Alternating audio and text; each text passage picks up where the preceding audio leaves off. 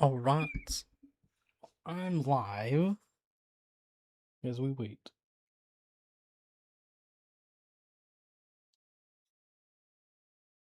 Good evening, sir. How do you do? Ryan, what's up, my guy? I have not cleared off my table since my last stream, but you know, excuse me.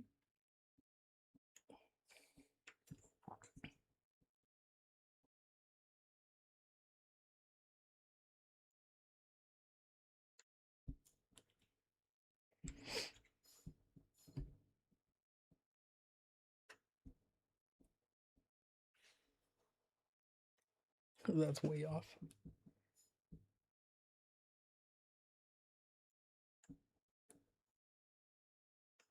There we go. There we go. Ooh ooh ooh ooh ooh ooh. Okay. I think everything is good. My camera is actually not centered. Uh,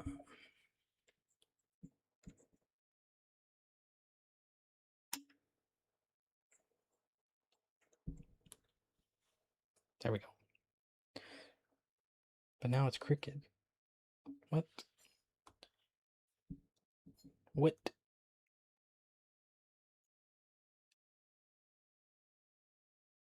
That's it. That's it. So, howdy everybody. What's up? What's up? Shot number 1. Yeah, it's a lot. There's probably 3 or 4 in there. So there's nothing really new to talk about on this live stream, but I figured I guess I would go live. It's what the people want. Got to give the people what they want, right? And by people, nobody asked. They said, "Hey, are you going?" I said, "Yes, I am." You gonna do it? Yeah, I'm gonna do it.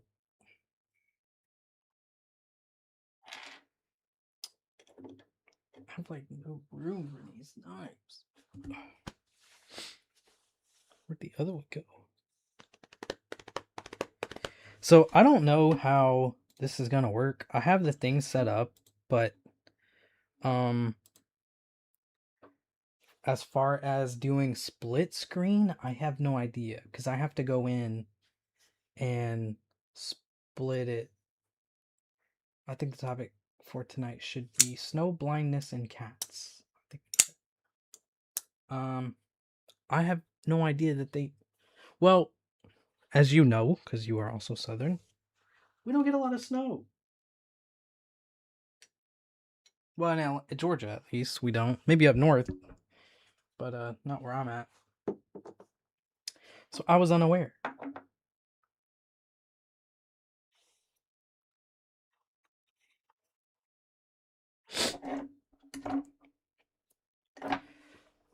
Hi, everybody.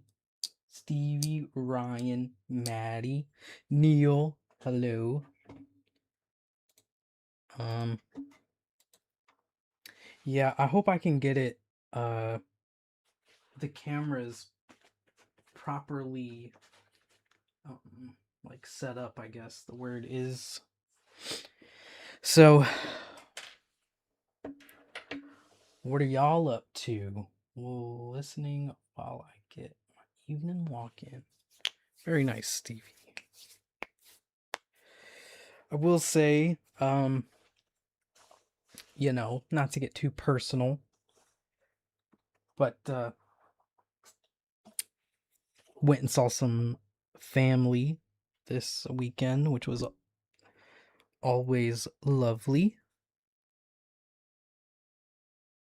Um, yeah, got to see my grandma, which was awesome.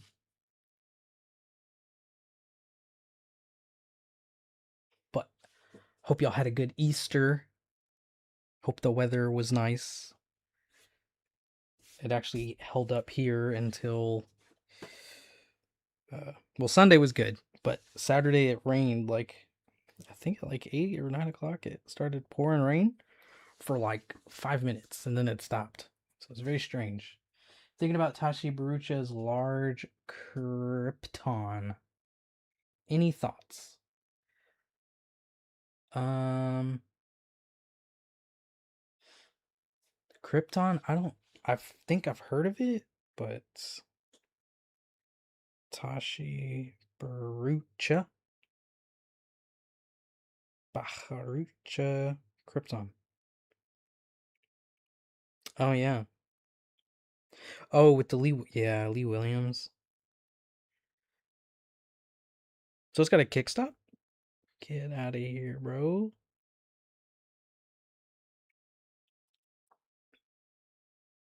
It does. It's pretty sweet.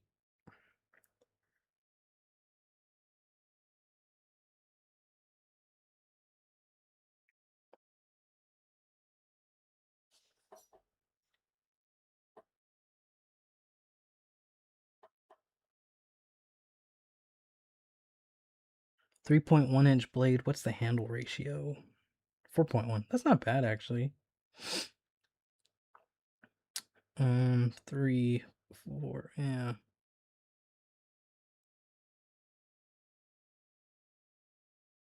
And it's an integral. Pretty cool.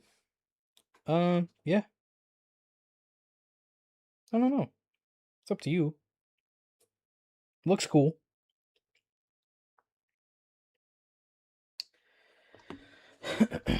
Cliff, howdy. Kevin, howdy. Just snagged a Penguin Plus from Blade Bench. I don't know what that is, but nice. Penguin, I guess that's the QSP, right? Nice.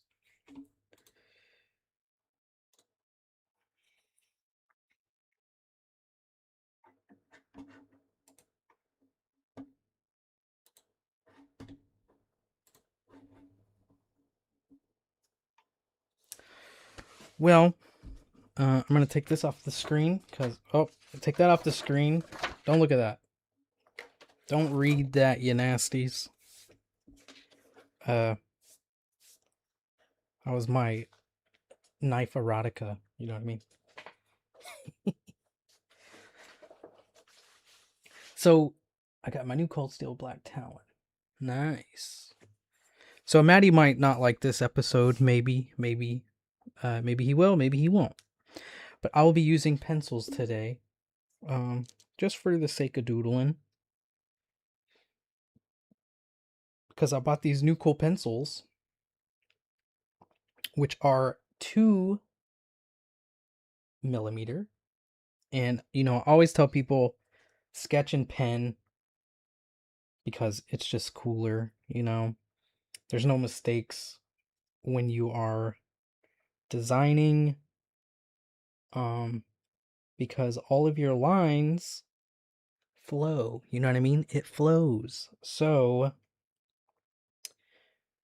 that being said, I may use a pen, but I want to try these pencils out.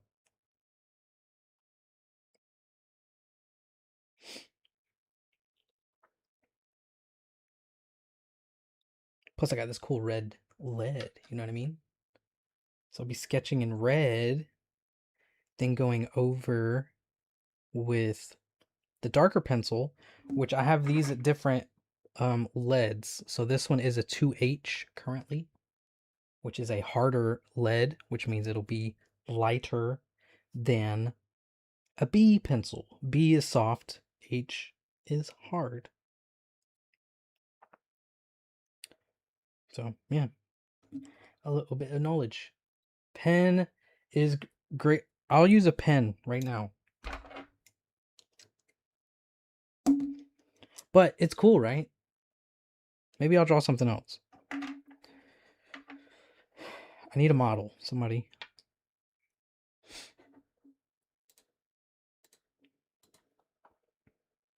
But yeah, and it came with this cool sharpener, right? And it's only for the lead. Like, check that out.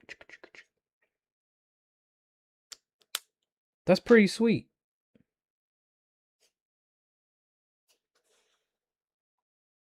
So, yeah. Anyways.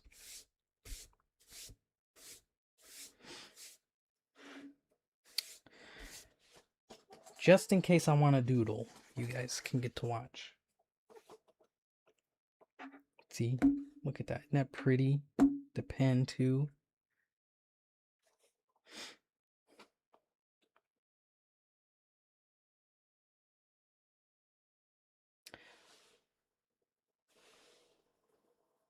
So, stick figures with knives. I can do that.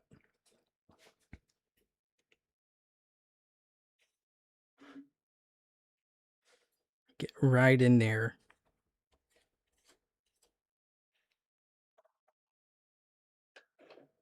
Wow. So let's see. My ISO is way too high.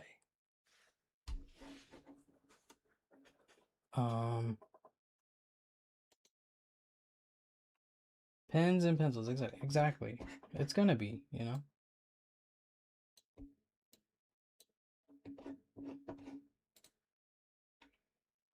Is that too bright?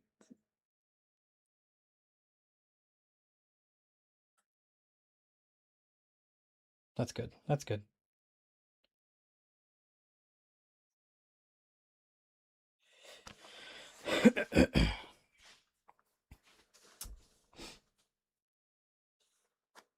Well, I love drawing and I love art, so I'm always talking about pens and pencils, especially pencils. I got this one, a 0.2 millimeter. Look at how crazy that is. Can't even focus on it. But, yep. I drew with the pen only all last year and the year before, so.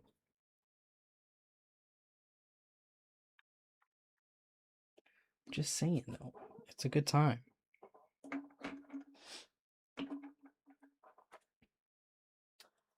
What's up, Broke AZ? Howdy.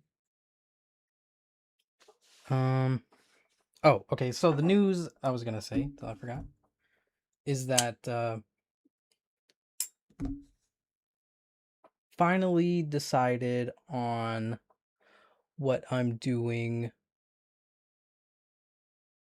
with the spectras. Okay. So even though they moved the pocket clip up, which it's fine, you know,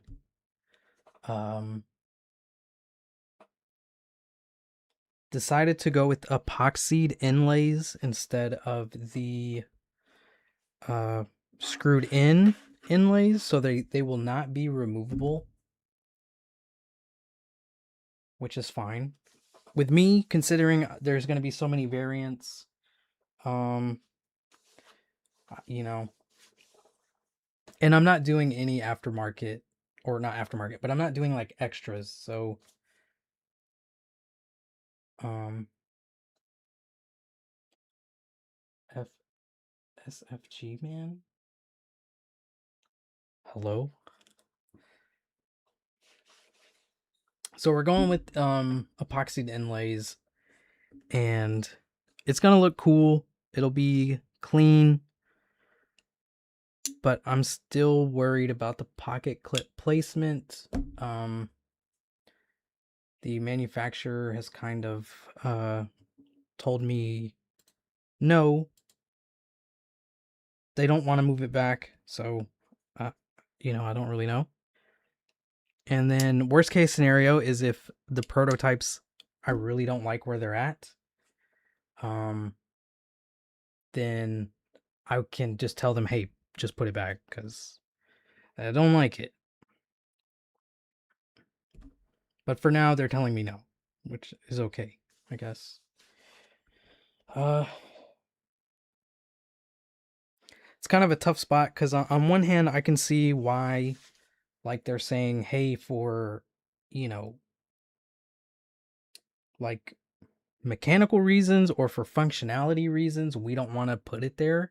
Like, if somebody were to do this to, like, if they brought me a design and they said, hey, blah, blah, blah, blah, blah, I could tell them, hey, look, this pocket clip is going to cause problems because it's on your frame, right? Generally speaking, that is the case. However, with this particular design, for me, at least, I've prototyped this thing twice, and that means I've had a total of 8 knives made, you know, for this. I've had no issues with any of the 8 pocket clips, so that's 100% perfect, right? Um, so yeah, I don't get it. I mean, just look, it flows so nicely. But anyways.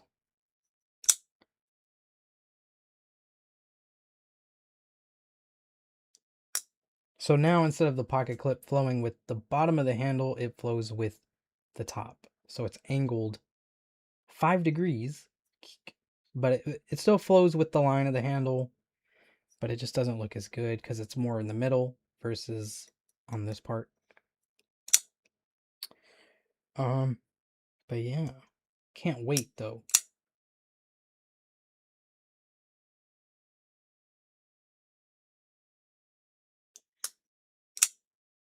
The pocket clip placement sucks. You should get rid of it. Send it to me. Yeah.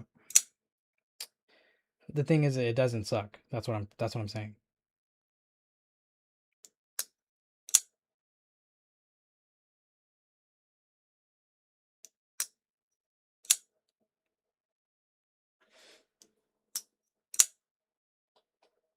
But yeah, and this one I made, so it's a little bit wider than this one, but it is fine. Ooh, okay. Let's see if we can do this. All right. Copied.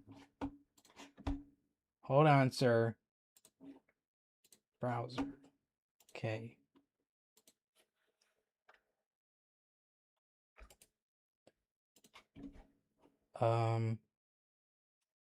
What's your 1920 by, we'll go 1080, right?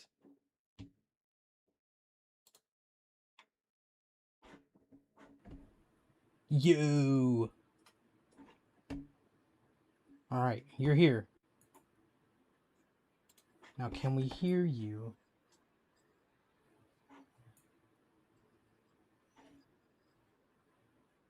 Are you talking?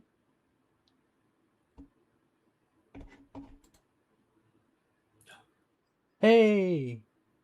What's up, dude? We have audio too. Let's go, dude. Can you hear me? Yes, sir. Can you hear me? That is the question. I can hear you. I am, yeah.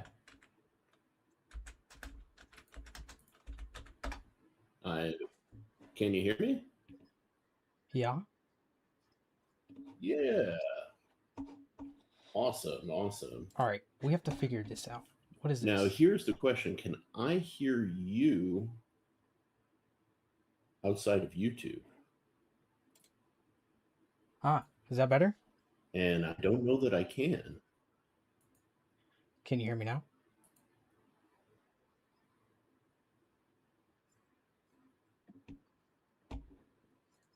Please.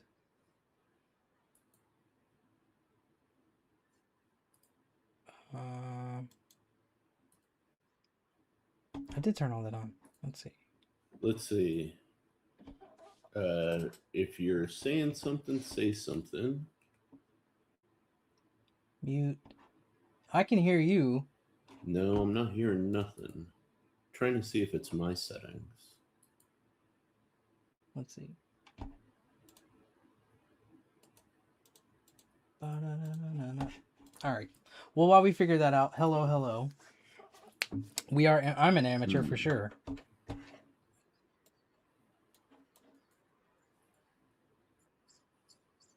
Because now I have to figure out how to do this for both of us. I can hear you. Yeah, I mean he's talking.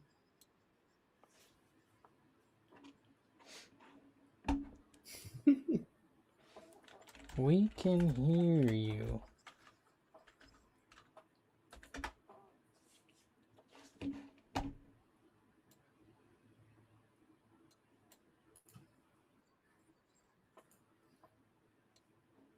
Yeah, still not hearing audio on browser. Let's see. Um, Do I need to install the app? you should buy it, Neil. Let's see. Can y'all hear both of us on stream?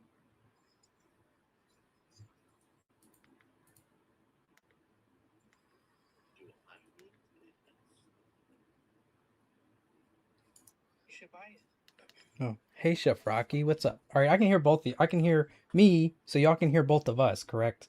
But we cannot hear each other.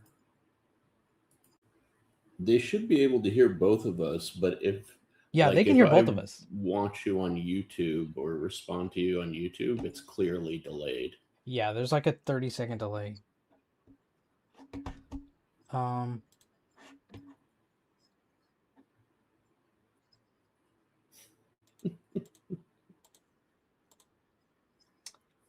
is that better?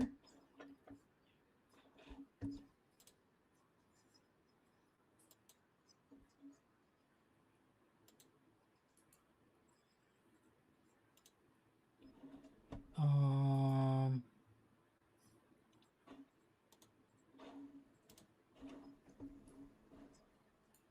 oh, allow. Allow. Say something? Okay, you should hear me now. Yes, I do. Let's go, baby. Let's Yeah, go. heck yeah. All right. Well done, dude. I'm smart sometimes. Hell yeah, bro. That's I got a head. I awesome. have a headache from doing that. I don't blame you, dude. All right. Holy Sweet, dude. nice. Dude, you're the first person I've ever known to figure out OBS. That's sick. Well, I wouldn't have done it if you wouldn't have sent me that link. So, Yeah, but you actually did the work. I just sent you a YouTube clip. Like, come on. all right. I don't know how this. I guess this looks good, right? On YouTube. Guess both of us. Yeah, you dude, make me even smaller so we can focus on like your stuff. Oh, they said they lost my audio now. How did they lose your audio? No. I can hear it, Stevie, you liar. Ah, freaking Stevie. Yeah, you try to trick me, buddy. All right, we're good. All right, cool, man. Dude, so This is you're exciting. My first like guest. You know what I mean? yeah, dude. I'm Wow. honored. I'm super honored, man. I wonder if I can change the name of this live stream now. Don't worry about it. Let the people who are committed enough benefit from the surprise. Got him. Yeah, man. Dude, so you're talking about your pocket clip. Did you come to the conclusion that you're okay with it? You know? I'm it's not bad, right? Yeah. Because it still follows a line on the knife. Mm-hmm. So at least it still follows the spine Yeah. the way they have it oriented. And so it's not a big deal, but it's more like I still don't have a T6 in here to change the thing, but anyways, what is this? T8. So anyways, it's not bad, but the inlay's still cut out there. I ended up going with the epoxy. just Okay. to get rid of the headache of the whole thing. Yeah. Anyways, so that's exciting. And then ultimately, I guess if I don't like the pocket clip placement, I can tell them to change it because it's still a prototype. But Yeah, that's true. That's very true. I'm just kind of, I don't get why they don't want to. Do you know what I mean? Yeah. Uh, I think it's probably because they're just trying to cover their butt, you know? Like, even though you've done it, and as you were saying, you have like 8 freaking prototypes where it works, Right. they don't want to get blamed, or they're just kind of keeping up with like traditional logic, you know? Um, Yeah. Yeah, I think it's more of that. yeah.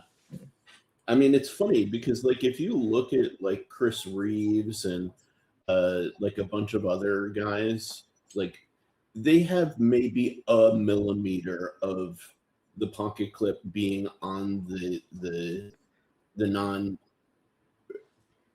on the frame, not on the lock. You know, Right. I can show you that, but like on the small Sabenza, it's like a hair. Right. Yeah, this barely touches.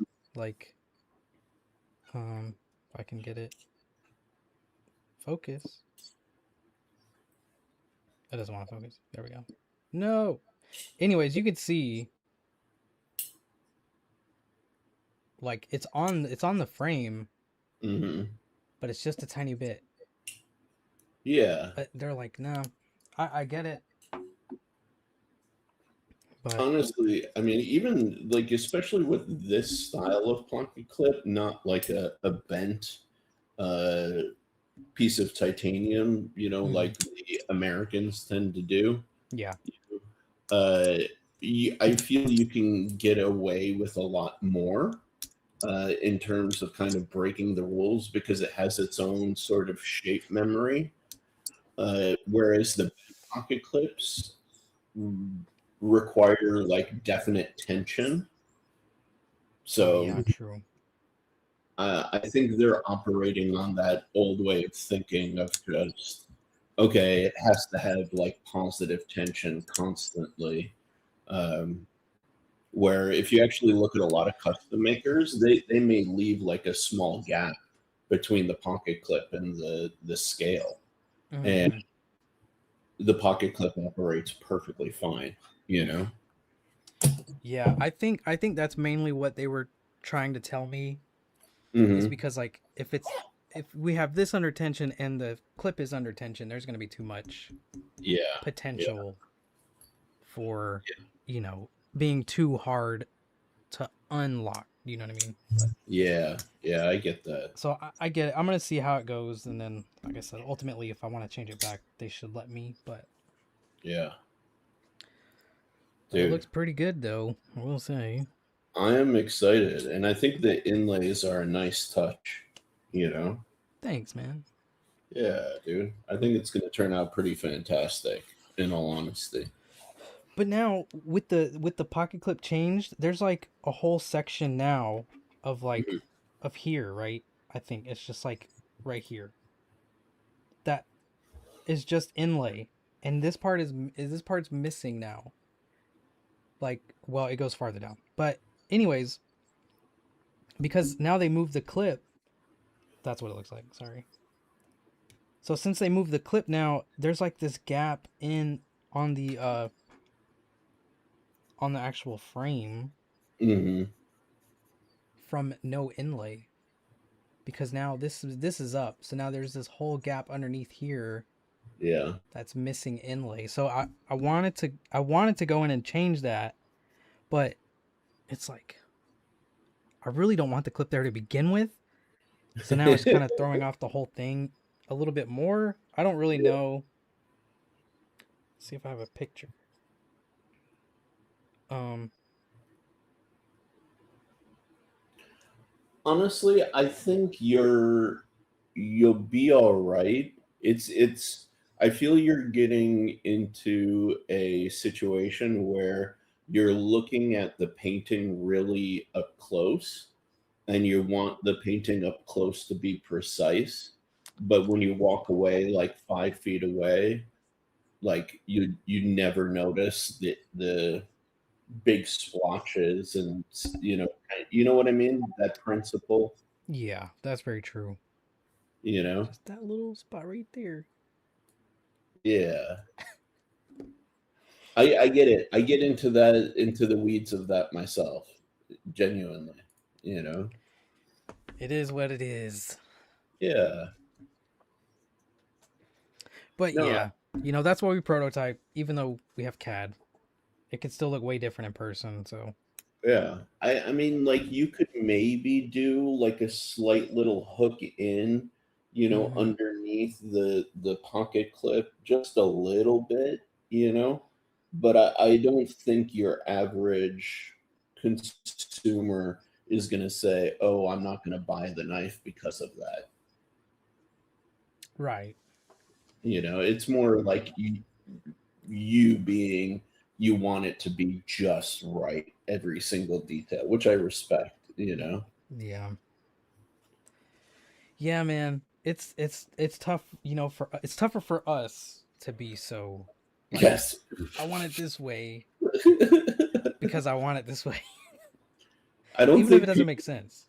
Yeah, I don't think people appreciate how OCD designers can be about things. No, it's tough. And but it's cool. Do you have did they tell you when that they were going to what's the timeline for the prototypes? Well, before this whole thing had started, they told me like 5 weeks, Okay. but that was like 2 weeks ago. Yeah, okay. So now it may be even 5 more weeks. So who knows? No, I don't think it would be like it. They won't start producing the prototype. Like, they'll probably produce the prototype in a week. It's more about just where you are in the queue. Yeah. So if you already sent payment, that's what kind of secures you into the queue. Hmm. Uh, so if you do like revisions after that, I think you're fine. You just need to get them in before they actually begin working on the thing, you know? Right. So I think you should be okay. Yeah. I did pay for two because I didn't realize the whole, hey, you want to do more? It's like, oh, yeah. So, yeah. But and I changed one of the materials for the inlay on one Ooh, model because it was ooh, my original idea was that if they can do this material, then they should be able to do the other material. yeah, So now I changed that one, and they're like, well, things are going to change. And, I'm like, yeah, that's fine. I just want to make sure that, like you said, that these are the ones that you're going to make. Like, yeah, you don't yeah, want it to be different, I guess. So I did that for sure. yeah. So, Nice, man. Very nice. and then also I asked for all the hardware to be flat Mm, because they had the flat pivots and a flat whatever lock bar screw, but these were yeah. domed. And I was like, yeah, Mm-hmm. can we just do all flat? So Nice. So that'll be. I think Yeah. tonight will be it, though. I think that's it. Everything will be confirmed. Awesome. Awesome. Awesome. Yeah, that's something I've been thinking a lot about, even myself lately. It's so nerdy and designery. Like, I've been thinking, I mean, amongst the million of things that I'm thinking about lately, Right. been thinking about like the appearance of screws Yeah. in handles and stuff like that, and how some appear better, some appear worse. And how do you make the decision for what's the right one in the right situation? Like, um, like Utzler on his screws, he uses these like super domed ones. Right. And then if you look at like Brian from Transparent Knives or BP Knives, they use flat screws. And Right. then you have this guy over at Mischief that does hugely domed screws with collars that fully protrude. Oh, yeah. And what's funny is, like, I actually love these, but they fit the whole character of the thing, you Right. know? So it's like, okay, geez. I think I think it is a tough call, like, because these are all domed Hmm. on these protos, but I think because everything else is flat, it's a nice contrast. But then when I look at this one, I'm like, everything is flat, and we have flat screws, so Yeah. everything is flush, you know. So it's like, okay, this is actually really nice. So I think Yeah. it kind of goes, if it's contoured, you should have contoured screws. Yeah. I don't know. Yeah.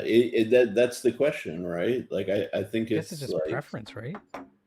yeah. And I don't have an answer. I'll be 100% honest with you. I don't know, like definitely what is what for what situation. I think you have to like feel it out. You know what I mean?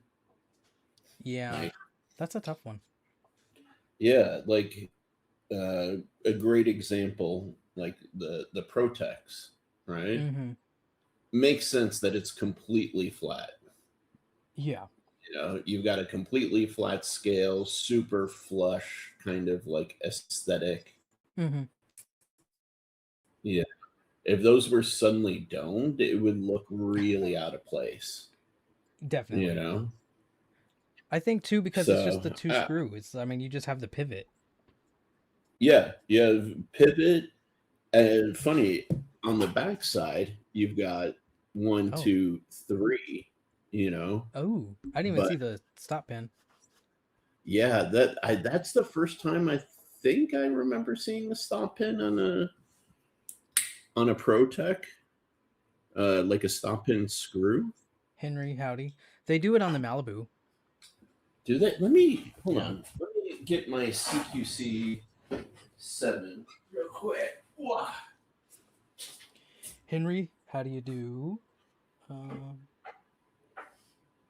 make sure we're not missing anybody. El Gatito. I love that name. Oh, you're right. They do it. There you go. There's one on the CQC 7 as well. Oh, nice. Yeah. The Malibu's on the show side. Oh, That's why I know it's there, because I've see it.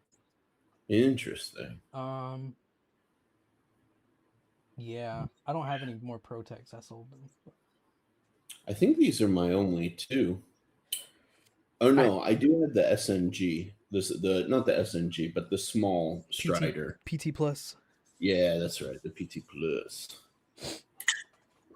I had the TR2, which Hmm. is incredible.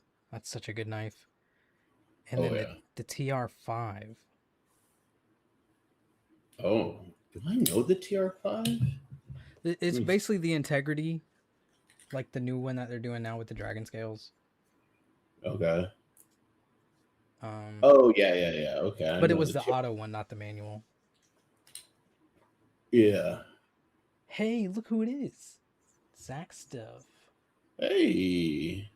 What are we show and telling? You need me to check some Protex? Yeah, man. Whip out your Protex. Dude, if you want to show and tell, I can share some of the crazy stuff that Mr. Claire sent me to check out this week. Ooh. Yeah. Oh, actually, hold on. Hold on. Hi, Wait a minute. Zach. How you doing, sir? Can always show up Oh Stevie's yeah, boat dude. right.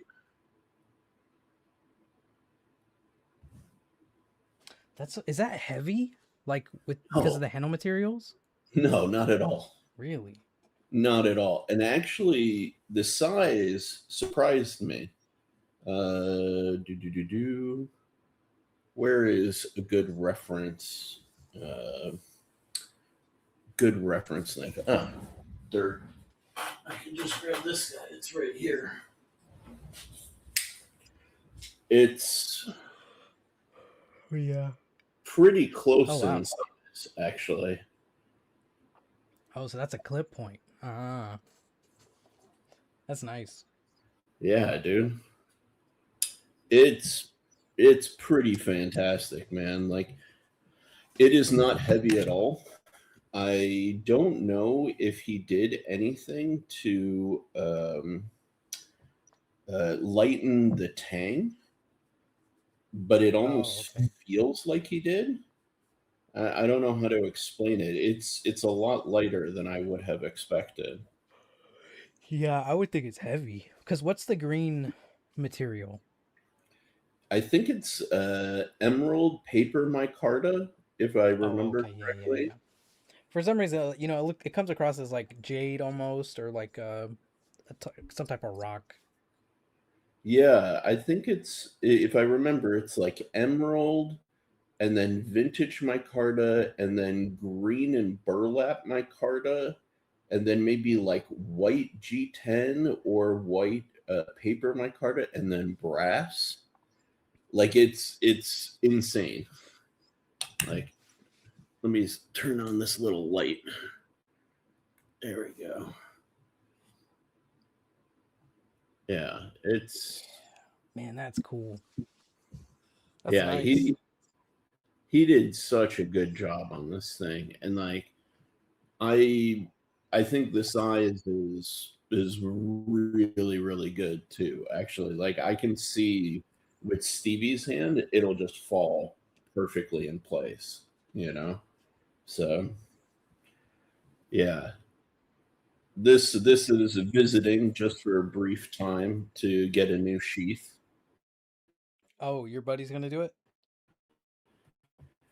Uh, yes, this is a nice sheath, but man, I have been learning and seeing that a sheath completely changes the ownership and usage experience of a fixed blade, right? Yeah. Like the problem with this sheath is like it's set up for scout carry, right? Clearly, Hmm. you know.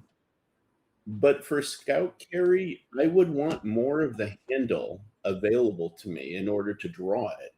Like right now, if I were to try and reach around and draw it, all I have is this to pull out the thing the whole way. That's the only part. This is how I have to grip it. You Right. know. Unless there's a lanyard, but Yeah, but even still, like I don't think the lanyard would have to be all the way out here, and then you're only getting your index finger barely around this guy. You oh know. yeah, that Um, is true. yeah. So like, if it was really well designed for scout carry, I'd want the sheath to kind of end here. You know. Yeah. Uh, But conversely, it has all of these rivets, so you could put like an Alta clip on it, but then it's also too big for like a pocket carry. Hmm. Yeah, like to put it in Yeah, because that's a context. big knife. Yeah, like this is one of my everyday carry knives, and look how much shorter it is with the sheath. Right. Yeah, Yeah. or Because what? That's probably over 8 inches, maybe. yeah, it's a sizable knife. I mean, it's You know. perfectly average. So yeah, I can understand why Stevie would want a different sheath for it because I think like it's a functional sheath. It does the job of being a sheath, but I don't think it's an optimal sheath.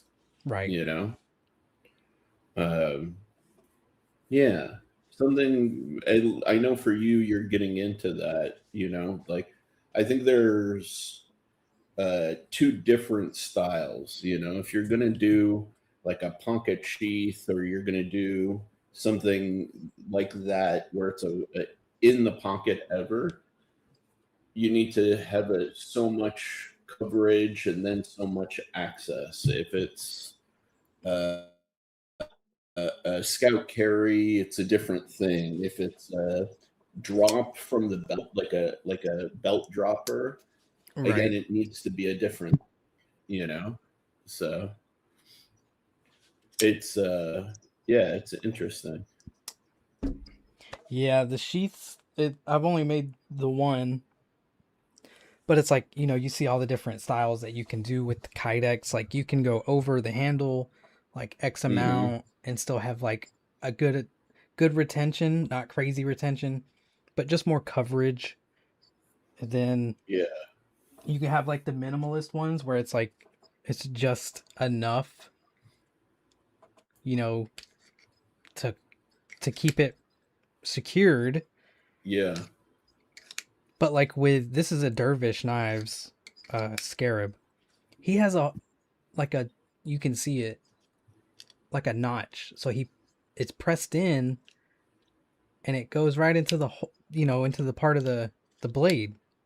yeah, So it has a nice like retention hole on it or whatever you call it, detent. yeah. It's so crazy. But this thing Yeah, is see, so I cool. dig that approach, you know? I And think that's very clever. it's got its own pocket clip. It's a neat knife. I really dig it. Yeah, But yeah, like this is probably one of the coolest sheaths because of that though, because it's yeah, skeletonized. absolutely. But yeah, I just need to get better. This one is not really any retention, but it covers so much of the like of this part that it Hmm. doesn't really need it. Yeah, yeah, exactly. Yeah, I Yeah. think Things to learn though, still for sure. there's one sheath I have that's really smart in being like super duper minimal. But a lot of people miss the mark, I feel for sure. Like sheaths are not easy. That's Right. really, I think, the takeaway for the people in the chat. Like sheaths are not easy, but they dictate a lot of the experience. Oh yeah. Yeah, because I mean, one bad sheath, and you're like, no, I don't like fixed blades, or like Dude, how I cut my finger, like almost to the bone. It's like, no, that's a bad sheath, yeah, Which that was my fault, of course, but still, it was like the retention was way too high. Um, you know, so it's like, it's hard to get right for sure. dude, that is a little something that I have seen. I don't want to give away like too many of his secrets, but Yeah. that is something that my buddy Corey was explaining to me.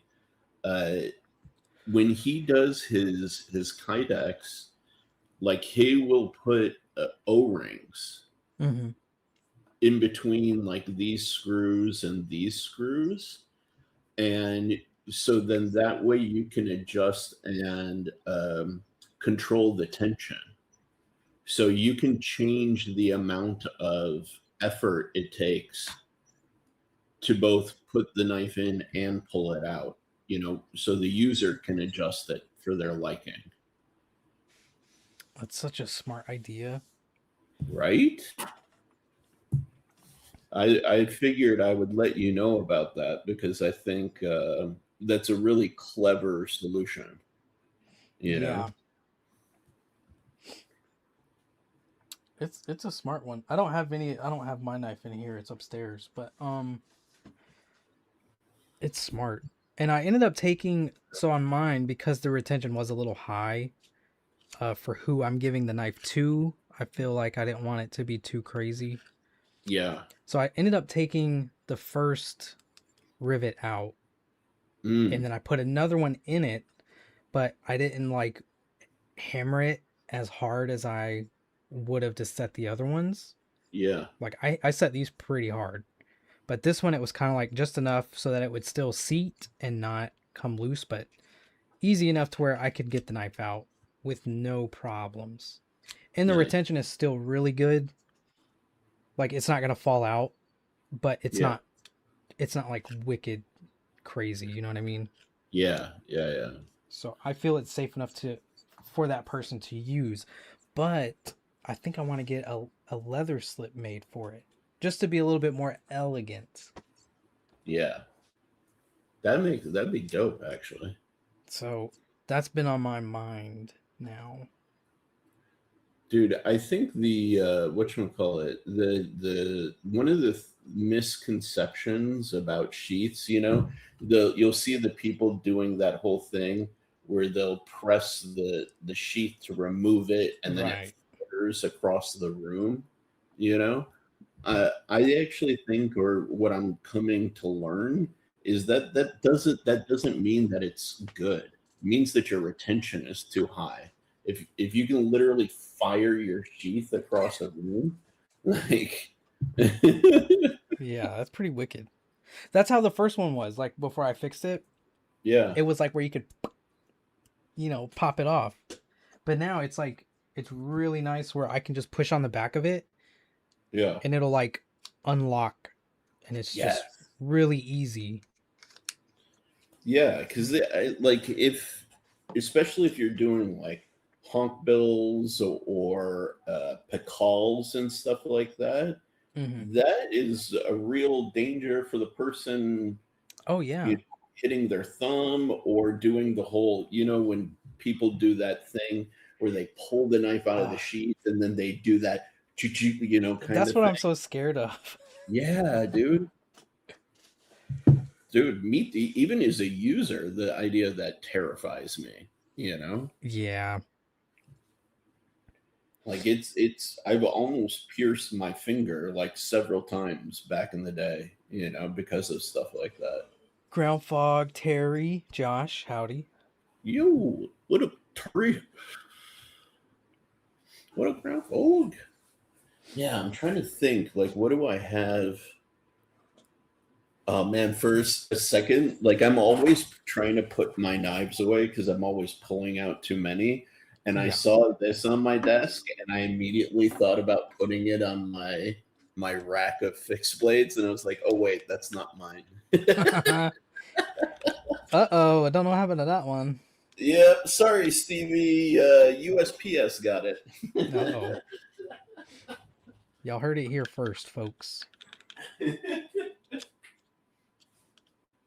Hold on, come here, you. Yeah, like this guy is one of those uh, nice ones where it's so minimal, Yes, I like that. That's what I was talking about where it comes over. I like that. just enough, and you can hear it, and you Yeah, can dude. see it. It pops and it clicks, but the tension is not high, and it's literally just barely wrapped around the That's what finger. that's what I want to try to get to. Like that's my goal. Heck yeah, dude! Like And then just enough of the tang or the choil to get locked. You know what I yeah, mean? and then this is one where if the tension was higher than what it is, this would be dangerous because that's where your Oh, thumb is. yeah. Yeah, and that one's wicked too.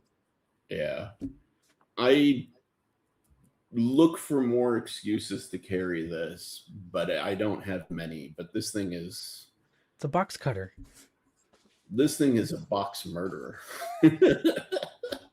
I use it on all my boxes. Dude, I love this. This thing is crazy, but every time I put my thumb here, I freak out for a second. Oh yeah, that's terrifying. Like, No yeah, thanks. especially that it's hollow Oh, excuse ground. me. Yeah, I was gonna ask. Yeah, it's pretty wicked.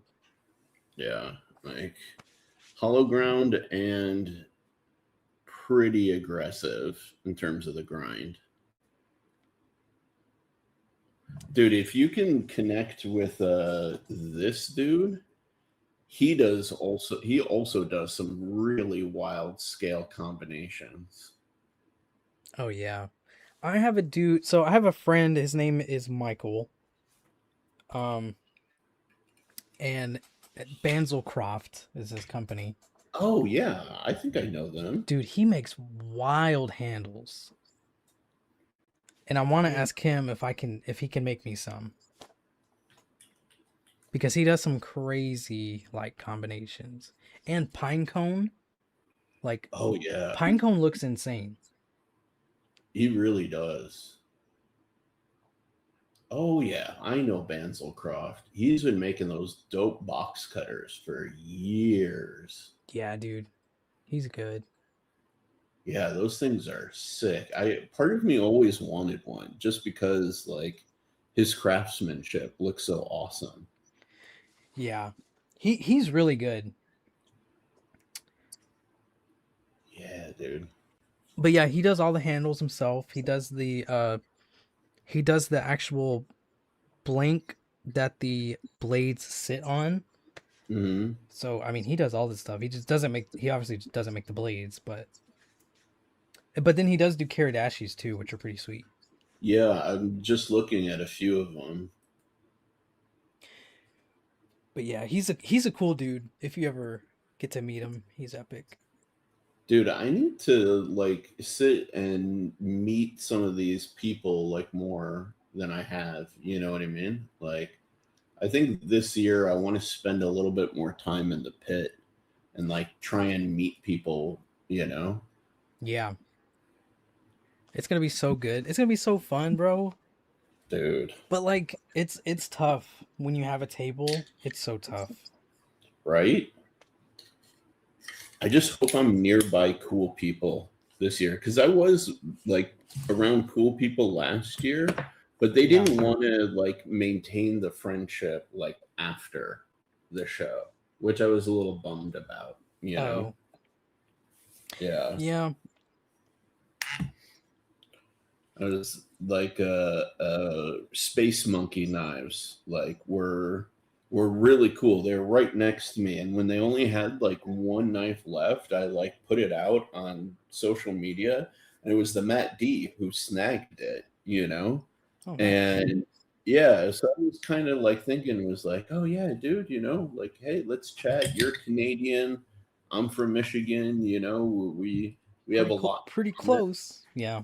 Yeah, and like I know a lot about Canada. I've spent a lot of time there. But then, yeah, afterwards, I'd like shoot messages to them, and then they'd like kind of left me on red a bit. So I was like, all right, Ooh. I got the message. You know, you don't really have time for me. That's cool. You know, Yeah. I'm not taking it personally. Just kind of wish we would have been able to like maintain that friendship. You know, Right. so Yeah. Dude, at my second show, I think it was, um, the people behind me, they had like these crazy custom fixed blades, and they were like, I was talking to them about their packaging because they're like, "Hey, mhm. who does your boxes, right?" And I was like, "Oh, the company that made my knives made the boxes." And they're like, "Ah, okay, okay. We're looking for a box company." Mm. So like not even an hour later, some dude comes up to me. He goes, "Hey, we're a box company, and like we were wondering if you needed boxes." I was like, "Oh, the Oh, people right behind me are looking for boxes." So I got them connected, and they're like, "Oh, dude, so so thank you so much." And then I never heard from him like after the show. yeah, yeah, yeah. It's like, oh, I which mean, I'm sure they would have made their round anyways. But I was like, yeah, they're looking yeah, for him. It was just a yeah, weird coincidence. dude. I mean, the timing was It was was perfect. It was so good. ridiculous. But those guys were so cool. Yeah, yeah. It's one of those things like you can't take it personally. I mean, I only Yeah, have so much time to like connect with people, and I'm going to spend more of my time, for example, talking with the homies.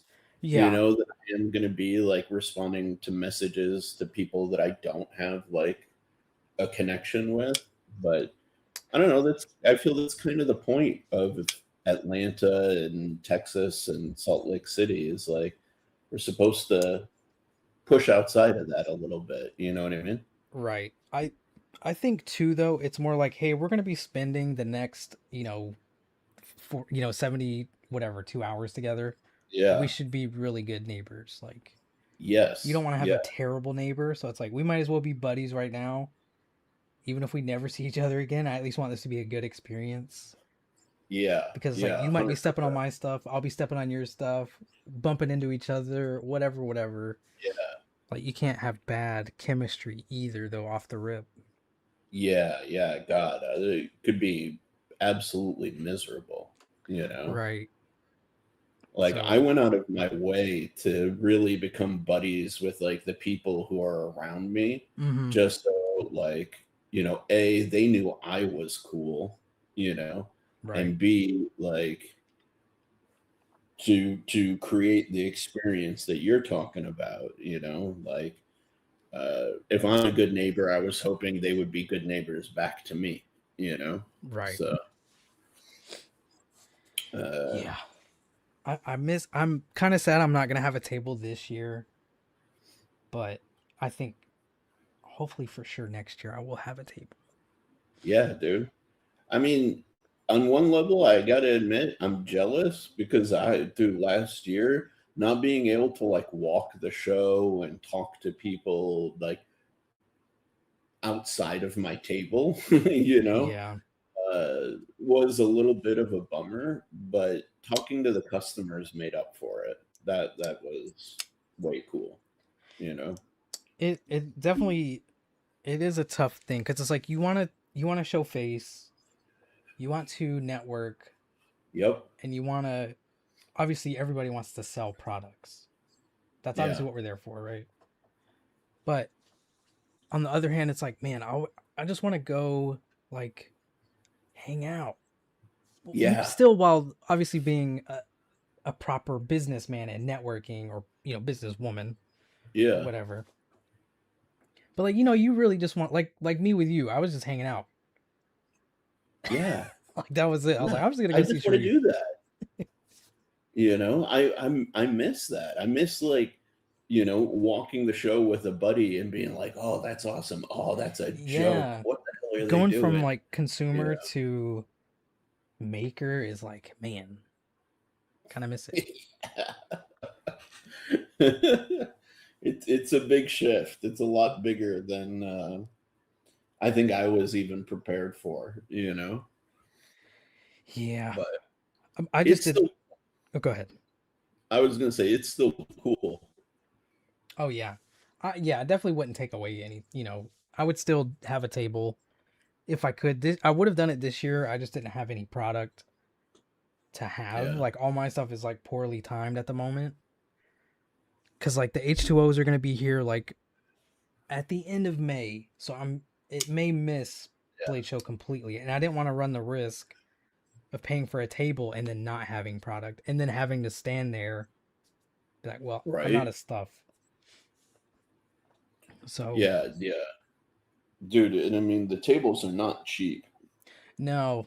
So it's like I'd rather just say, okay, I don't think I'll have them, and I know I'm not gonna have any customs because they're basically all spoken for, Yeah. and then I'm not gonna have time to make 10 or so more and have them finished by June. So Yeah. Yeah, yeah, yeah. No, it's crazy. Like one of the things that also a lot of people don't realize is like for a lot of us, preparation for Atlanta really starts almost at the beginning of the year. oh You yeah. know, like if you sell production knives, you need to make sure that you have inventory for the show. Like Mm-hmm. right now, I'm in a weird place because I have product, but I have just enough product for the show. I don't have any for drops. And Mm-hmm. the new production is like going to be getting underway shortly here. Mm-hmm. So it's like, okay, I've got to wait for that, but that's probably not going to show up until like July, August. So it's like, okay, I only have what I have until Atlanta, you Right. know? But then you've got to prepare, like, you got to make sure you've got your table if you need any display stuff for your table, any, uh, if you need new banners, new tablecloths, Hmm. any of that stuff. Um, like, I'm working with Joe to make some leather products for me. We got started on that in March. Oh, dang. You know what I mean? Because I'm not the only person who's working with Joe. Right. Uh, and then I sent Hank's material to Forrest. Back in I think February or early March. So it's like, okay. What materials did you send, or is it a secret? No, I showed you guys them. I know you showed us, but which ones did you decide on? Oh, well, I gotta pull up my Etsy. I want to do that black one you sent. Bro, you better. I You need better. to. I need to, because that was like, and I appreciate you being like, yeah, this one's for you. Yeah, dude. Like the second I saw it, I was like, dude, there's only one person in the world that this is like meant for, you know? Yeah, it Um, looks so good. so I sent him the Harris Tweed, which Oh was yeah, yeah. that one. And then I sent him this one, the gold and purple one. That one's really nice. Yeah, I actually got more of this. And then I need to send him these two guys still, which this one's the aquamarine, like Sagaya Hmm. sort of style. And then this one, the cat in the flowers one. Oh yeah, that one's nice too. They're all Yeah, really good choices. dude. And I found one more that I want to get. I sent you the whatchamacallit, the picture of it, but this Jason, one Jason, do they know we're here? this one I found. I want to snag this one real quick too. Oh, that's very nice. Yeah, All right. it's like a wood tone or wood style. I don't know how it would work though. Can you see the YouTube chat, or do you have it up or no? I do, I do. All right, just making I sure, have, because like, I mean, y'all aren't really saying too much directly to us, yeah, but I see y'all. I'm reading. It would be cool if we could do that. Yeah, I need to do that, Stevie. Um, which I mean, Forrest did make a couple for me. Um, and then he sent me one of his own, which is pretty sweet. But dude, I think with that new material that Sharif sent me, I think that would be like wicked. dude, that is literally like you should get it by like the like tens of feet, and that just becomes like the signature Mallery Hank material. Right. Yeah, that it is really really nice. Do you want me to show it to the people? I think I may have it bookmarked. Yeah. Oh, hey Jay, by the way. Howdy Jay. I did not say hello. All right, you're okay with me showing it? Yeah, for sure. Okay, I just want to make sure. But yeah, check this out, folks. This is what I found, and I was like, dude, this is a Dylan fabric right there. Man, that's so cool. And it's black and gray, or Yeah, but yeah, that's so cool. and Sent like you the fold it up, definition to your prior state. Yeah, man, that looks so good. right? Yeah, like come on, bro, that's freaking sexy. Zach is so yeah, man, that looks so good. Zach is wild. He's sending me businesswomen, potato businesswomen. Hey, any You of the know, you business know. women single, Zach? Right. Cheeto howdy. You know. These women are involved in taters. Oh, what up, Ryan? I didn't say hello to you earlier. I thought I said hello to you earlier. Yeah, Ryan was like one of the first people in here. Stevie and Ryan. Ryan's an incredible human being. I actually really need to give him a phone call, or I try to keep in touch with people on Instagram and I keep losing their messages and it Dude, drives me nuts. I've never been so far behind on messages before. Right? And like now it's like, because I mean, no offense to people who do message me, I do appreciate it. And you know, I'm not talking about a specific people because, you know, we're friends. But some people respond to my things and it's like, thank you, or something I share. And they're like, oh, well, what is this? I'm like, I don't know. I didn't make it. Like, I just shared it, dude. So, but like those kinds of messages get lost. Yeah. Like people that do story replies versus like texting me or like conversations. It's like, man, I don't have, so I had like 10 messages that were just lost today that I had to go through and like make sure it wasn't important or depending on what it was. Cuz sometimes Yeah. it's just a reaction to like a Yeah. story. Yeah. And it's like, okay, cool, you know, but it's like I don't want to get behind on that cuz I hate seeing I miss somebody's message, you know what I mean? Dude, for me, I feel horrible about it because Yeah. like I get like you, I get a lot of people like they'll react or whatever. And of course, for whatever reason, if somebody puts like a heart emoji on a story, that becomes a message for Yeah. you, And it's like, right? dude, I don't want to have to open that to look at the heart. Like I Yeah. appreciate it, but I don't want I don't No, want it to be a message. exactly. It shouldn't be a message to begin with, you Right. know? And so with stuff like that, like if I get 20 hearts on a story, my entire like messaging feed is like brrr, like that. And anybody who messaged me anything of meaning just gets pushed down. And when I have a few minutes, and it's literally like I'll have like 5 minutes to sit down and look at messages that aren't uh, some of my primary messages that I have like pinned, Right. you know, then it's like I'll miss them, you know, and then the next day, another so many, the day after that, so many, and then it's like, okay, I've just lost the messages entirely.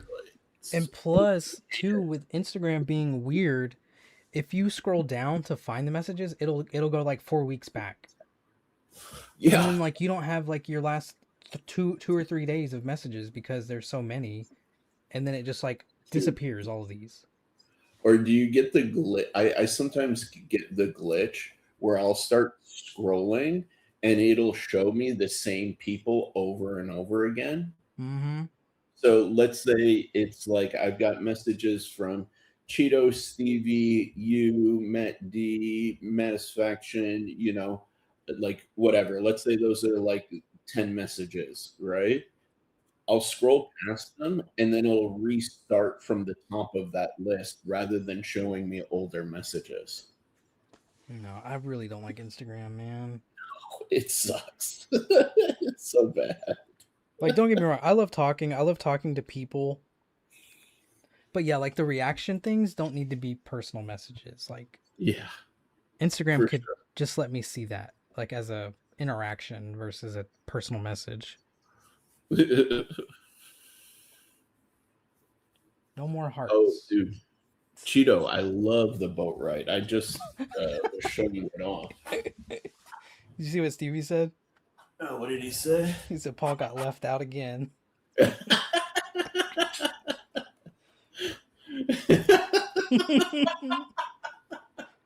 Poor Paul. Oh, that was not intentional at all. Sheesh. Uh, But no, like, yeah, like honestly, I do appreciate talk. I love talking in general. But like Instagram, if you scroll past, like the top 10 messages, it'll go back to 1 week, like Yeah. versus 2 or 3 days. It just skips. And then I have people from like months ago that take precedence over anybody else that's closer. Yeah, It just yeah. doesn't make sense. Not at all. Not at all.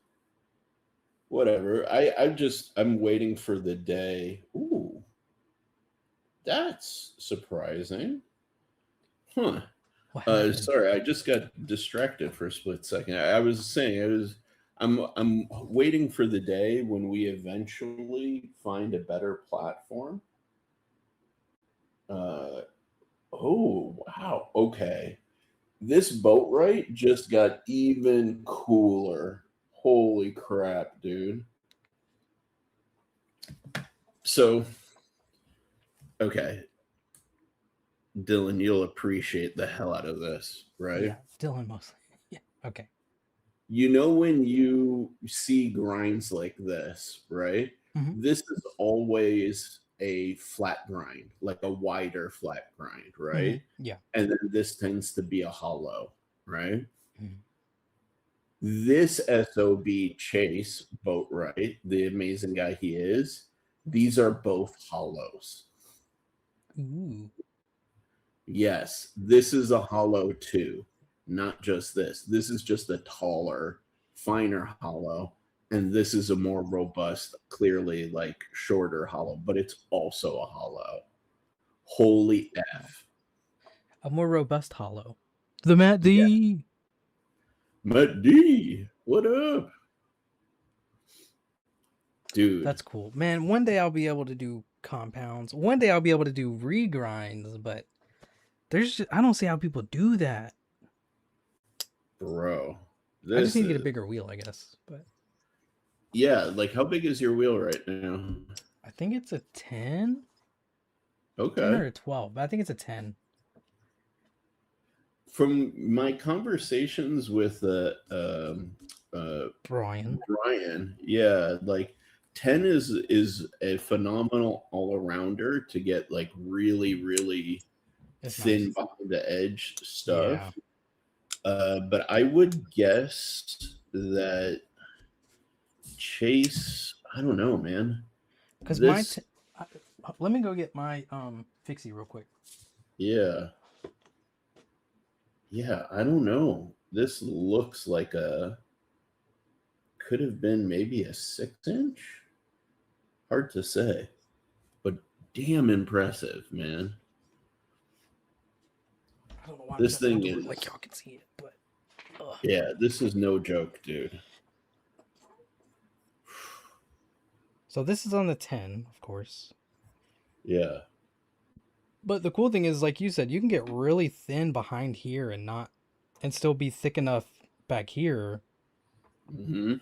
to have decent, like cutting performance or power or whatever, right? Yeah. But this thing, it is Yeah, sharp, dude. but it's not like crazy yet.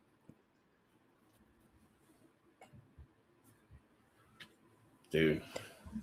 I got so for those who wonder, I got counterbores with pilots now. So now I Ooh. don't have to sit there and eyeball the counterbore and end up tearing out the holes because I misjudged it by like point one hair, you know what I mean? Yeah. Like that one. So or have it weird. I don't know. But you can see like that one had a tear out. Um yeah. So now I have the piloted counterbores. I'm super stoked. So I'm gonna redo scales for this one. Nice. Because there's also like a rollover or something right here. It's hard to tell, but anyways, you can see a gap right there, and I don't like that. But these are still nice. But I'm gonna make new ones, and I got those today Heck or yeah, dude. yesterday, whatever. But I'll be doing new handles. Plus, I really wanted them for the Matt's handle material because he had that white glass. Oh and I yeah. didn't want to sit there eyeballing a counter bore. And if I messed up those scales, have to restart with the new set. Yeah, yeah. So, um, so I'm really excited. Sassy is super thin and slicey. Yeah, Heck I yeah. made sure to go crazy high on Stevie's, like toward the tip, because it was very had a big belly. So Mm-hmm. I went like crazy high, and it got ridiculously thin, and I was getting nervous that I was gonna end up chewing through it, Dude, yeah. but it turned out really good. That's sick, man. I'm so proud of you, like doing all that, man. That's so, so dope. Thanks, man. I appreciate it. Yeah, man. Yeah, I need to get on the blanks so I can start cutting out some more sassies. Yeah, yeah. Because now I think Dude, I'm up to 4. I can't wait to handle Stevie's, man, come Atlanta. Yeah, it's nice. I was worried that because our hand sizes are so different, you know. Mhm. I'm like, man, it's a neutral handle. It's a lot like because Stevie requested it to be like the Hadros. Yeah. He's like, I like it that thin profile. It's kind of neutral, fairly neutral. Mm-hmm. I'm like, all right, cool. So I got it there, and it's like a nice kind of beefy blade, still wicked hollow. But I'm like, it's kind of small, even for me. It kind of just touches like the back.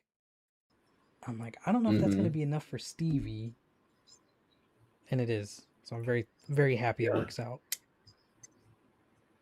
That's the thing. I'm finding I don't know about Stevie, but for myself, I'm really finding that I don't mind having like a smaller handle in hand as Right. just as long as there's no like weird uh like points jabbing into my hand, you know? Yeah. Like for me, that's one of the issues with like the Para 2 is that little Oh yeah, thing yeah. like literally sits right there on my pinky and it makes me crazy. And there's no room to like choke up on it without getting onto the front finger choil. And it's like at that point I may as well just have a Para 3 or a native, you know? Yeah, definitely. Because you were talking about the big choils, right? Yeah. On Like Wednesday or Friday or where whatever. yeah, like here you go. I can show you. This is my Para 2 and you can see exactly where that Oh thing yeah. hits my pinky. Mm-hmm. And that's me literally choking up as close as I can get to the edge here. If Right. I back off of that even just a little bit to be more like natural and comfortable, that little peak is right in the middle of my pinky. That's gross. Yeah, it sucks. And it's a good knife. I really like it, but it's funny. Like in the Spyderco line, I just end up going native because I'm right there and nothing hits my finger in any weird way. Yeah, dude, and the native is so nice. Yeah, dude. I And like like, it because it doesn't have that stupid hump. yeah. It's And dude, dumb. really, when you get close to it, like the blade is not that far off in terms of size. Right. And then You know, but you have your handle. It's just like a whole inch longer. right? Yeah. Exactly. The native is so nice. It is. It's my only wish is if they did like a compression lock version, but then you'd get that what you call it the The little nub. yeah the nub that the shaman has. So I'm kind of torn. Yeah. What's But weird? So when Maddie holds this knife, his whole hand, even with the choil, his whole hand Take out this whole knife. Like, what the heck? Bro, Maddie's like when you meet him, you'll realize like Maddie is a big dude. You know? We've met before, Oh, okay. but it was like before all the attention I got. Yeah. Oh, so it must have been what, like 23? 2019, 2020, Oh, wow, that far back. Dang. 2020, I think. Yeah, it's been a long time. Nice. But yeah, Yeah, Maddie is a big human being. the thing with my choil is I've said it before, so it's kind of whatever repetitive. But because I do the handles with this like cutout kind of swoop thing, Hmm. if I were to do the blade all the way, it would come out of the back here. Yeah. So because you can see it like right there. That's why I have a full length or 3/4 backspacer. Yeah, absolutely. But that little cutout though, like really aids in ergos. So, like to me, I think it's a really well thought out decision. You know. Yeah, thank you. And it doesn't do the whole. It doesn't do the whole like. It's at least half of this. Hmm. So like it's not where it's like okay we're gonna do the choil here. It's at least half. So it's like all right. Yeah. Some of the handles being utilized here, but so we're not missing out on that much cutting edge, Exactly. but it's still enough. So I was with Stevie that day. Yeah, I really dig the forest. Thanks. I appreciate it. Yeah, man. I was gonna post some because I have some blems, Hmm. and somebody told me how to fix them, and I'm like, I could do it, but do I want to? Yeah. No. So I'm like, I'm just gonna sell them. Yeah, Just dude. gonna sell them as is. So Yeah. if anybody in the chat wants a blem, let me know. I may take a blem off of you. The only thing with the blems is like okay, like this sticks up, like the scale, the inlay, Okay. and you can see it move, right? Ah. But it doesn't stick up enough for me to go, okay, I can put glue under there and fix it or epoxy. So Yeah. I'd have to heat up the whole thing, remove the whole inlay, clean all the epoxy, and then redo the epoxy myself. Oh, yeah. But it's That's only like this little part, and it's on almost all of them. Is this little part sticks up mm, on the ones that I have at least. yeah. So yeah, and then two of them have late lockup, Okay. which I could probably fix, but it's like late lockup for me is anything 50% or more. Sure. Because just for the sake of the people, I don't like doing. Here's a 50% lockup knife. Yeah. You know what I Yeah. mean? Yeah. But I No, only have two of those, so I definitely prefer late lockup to overly early lockup, but lockup still is a pain in the butt. yeah. Stevie said 2022. Okay, yeah. I figured it was I don't 20. remember that year. It must have been the year that they road tripped. That's why I was trying to remember if it was like 23 or not. Between like 2021 to 24, I don't remember a whole bunch. Right? So my memory on those years are just completely like gone.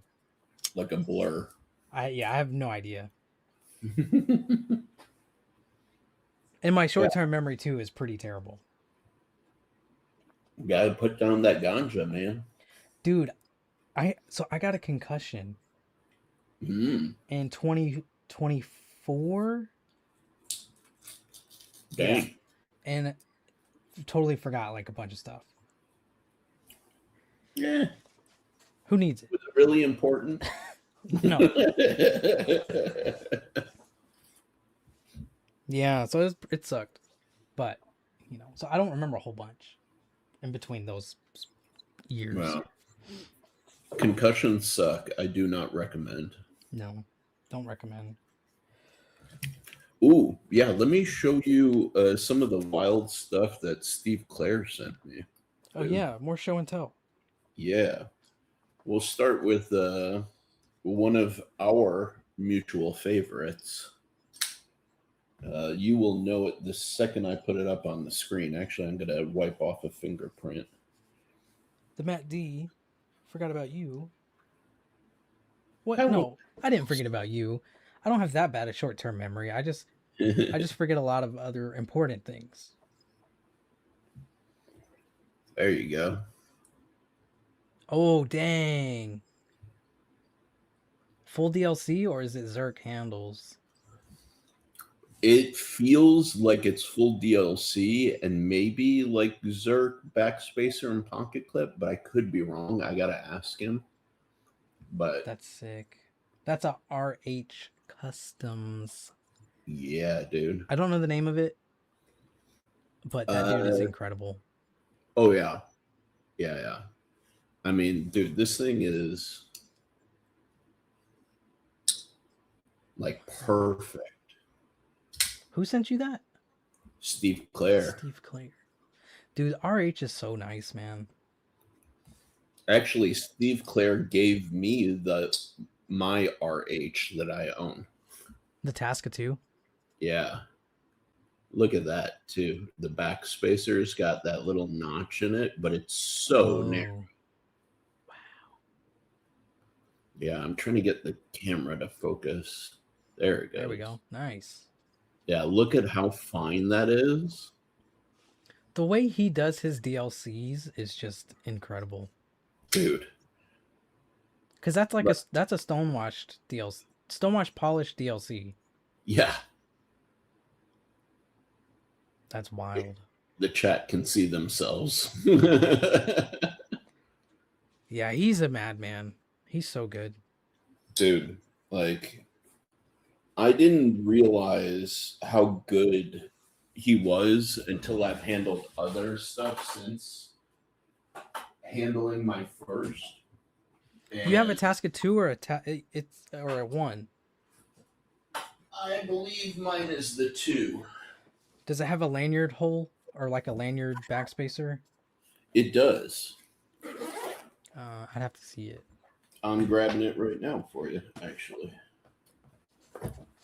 Because that tells you if it's a 1 or a 2. This is mine. Oh, that's a 1. Okay. That's an early one, yeah. Because he got rid of that lanyard.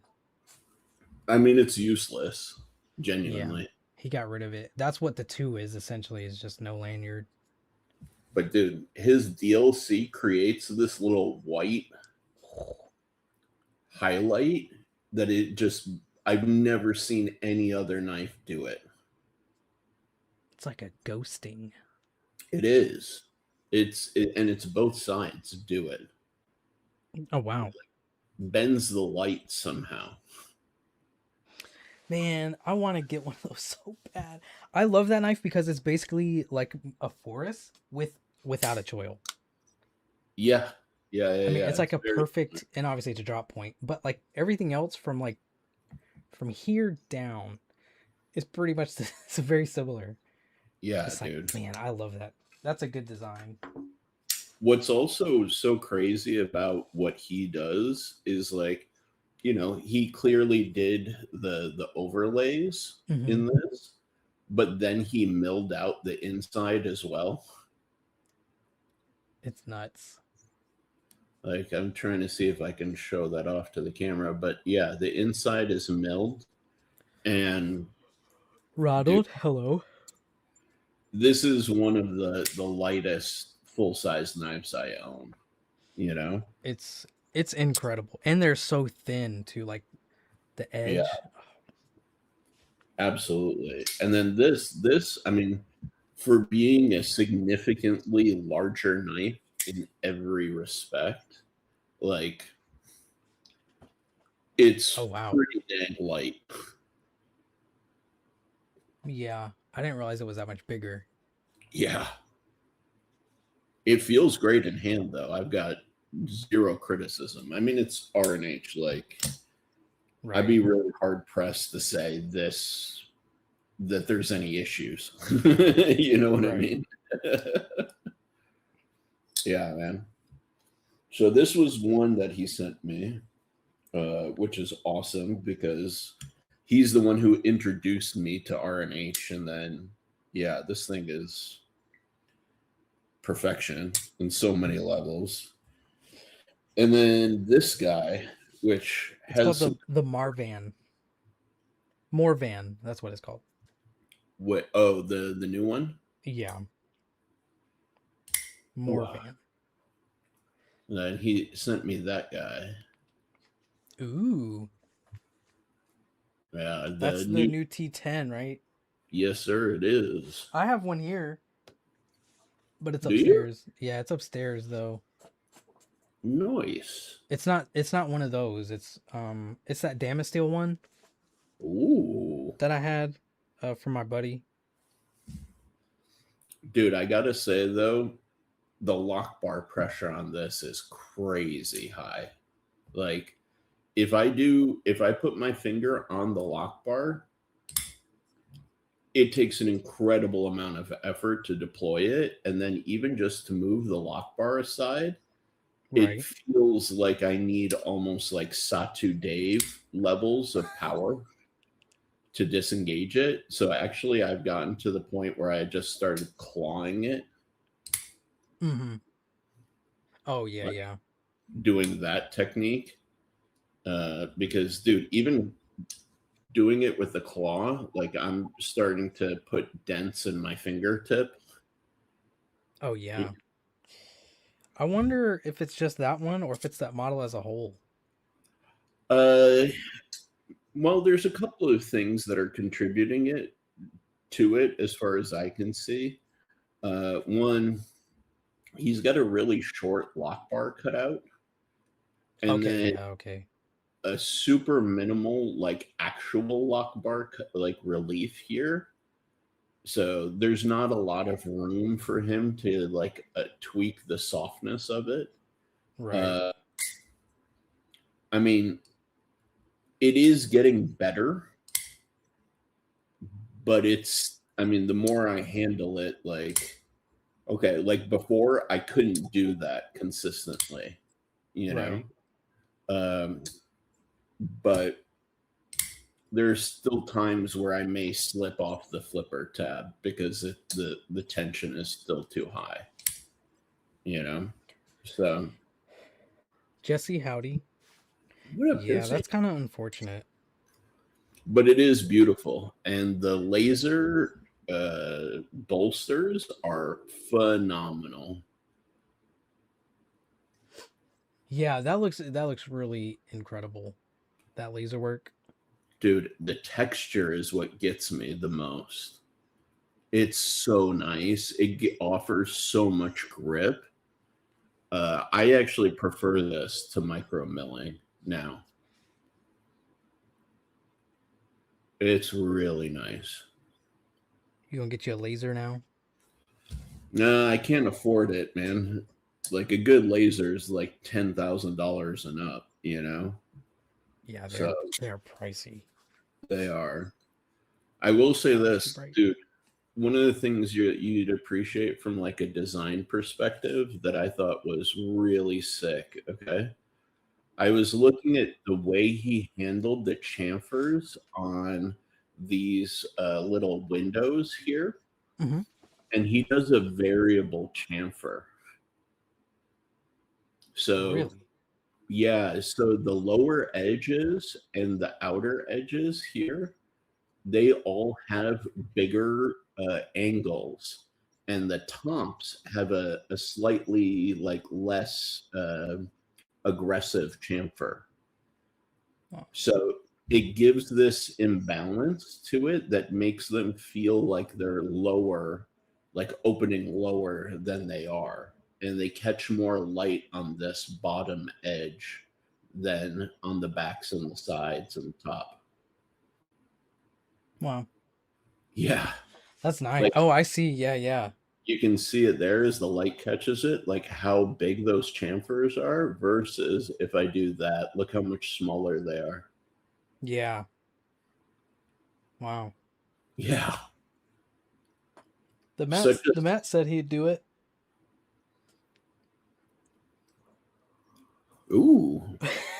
Uh, we'll chat. Yes, please.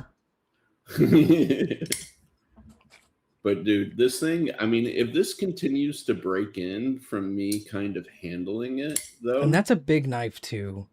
it is. It is. That's like almost a 4-inch blade. Yeah. Yeah, yeah.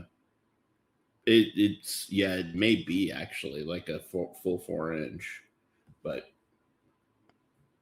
dude, if this does continue to break in though more and that lock bar becomes easier to work, I told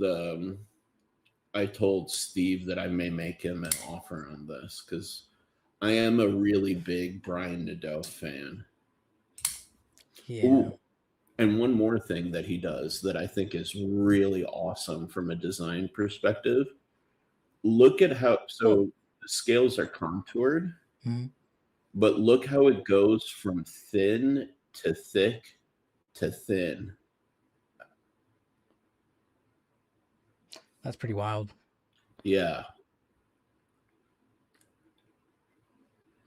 Not many people do that. Like the top, consistent all the way through, but gets wider until right at the back here. And then the Okay. opposite happens on the bottom. Oh. Wow. Isn't that crazy? Yeah, that is actually really wild. When people like look at Brian's stuff and they're like, yeah, it's a knife, whatever, it looks good. There's not like a ton going on here. I'm like, no, no, no. You need to look. Brian Nadeau's all about the subtle details, man. Like, Yeah.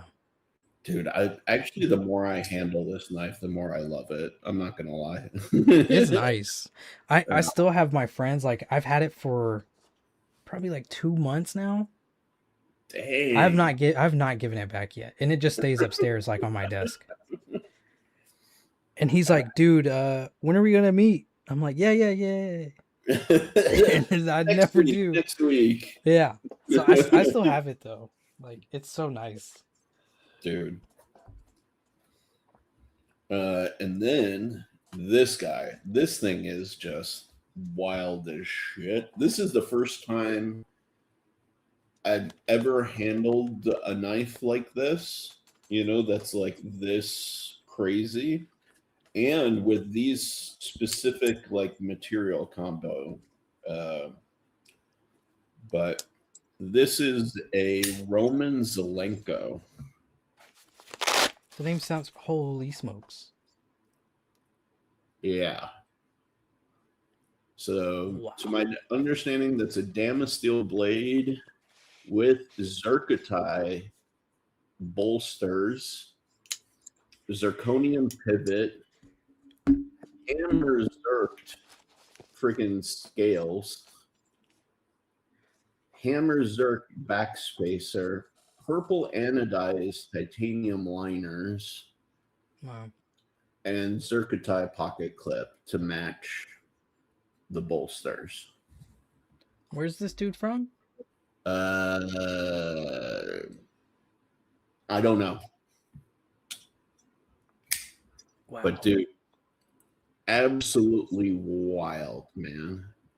I mean, that gives off kind of like Fisher type vibes. Yeah. The And I the mean, good one, the good Fisher. You know what I mean? yeah, I figured. But yeah, like that's pretty. Like not anything in particular, but like because Fisher does crazy like pivots. He has kind of wild looking designs. But like that's pretty cool. Oh, he's from Ukraine. Yeah. Okay. Yeah, dude. I mean, this thing is just. And it also has kind of like the South African type of like vibes too. Yeah, a little bit. The handle sweep doesn't feel as South African, but the rest of the details do, you know?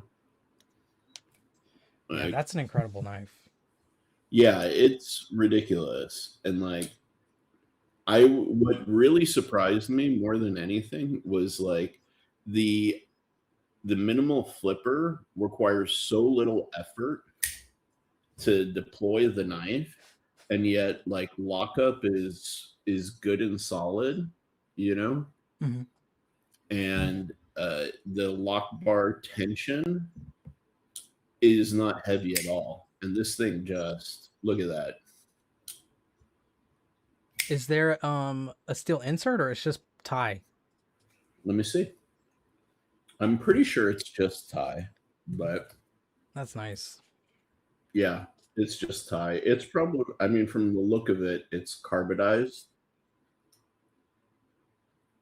Yeah, from the look of it, the edge is carbonized. But this thing is, yeah, the incredible. I mean, this thing's just.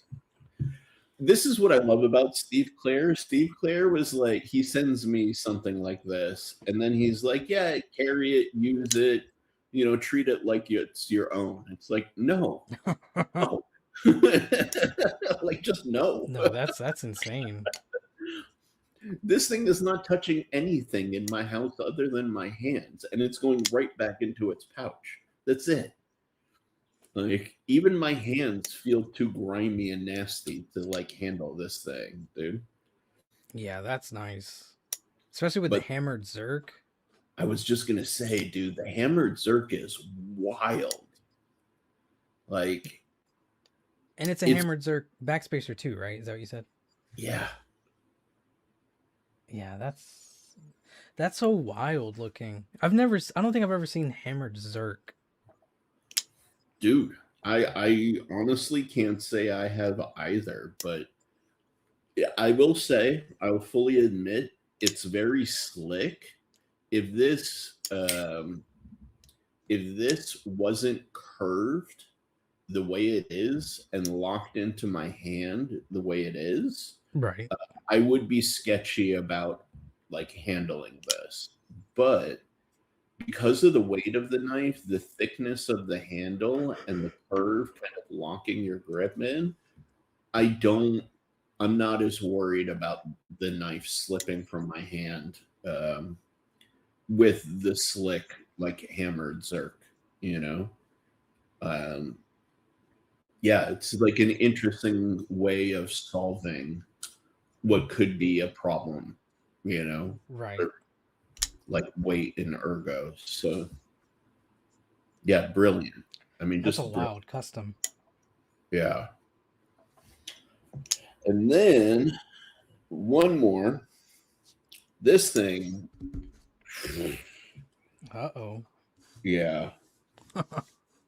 It's funny, right? Because in the order of stuff that I'm showing you, this probably should have come immediately after the Brian Nadeau T10, right?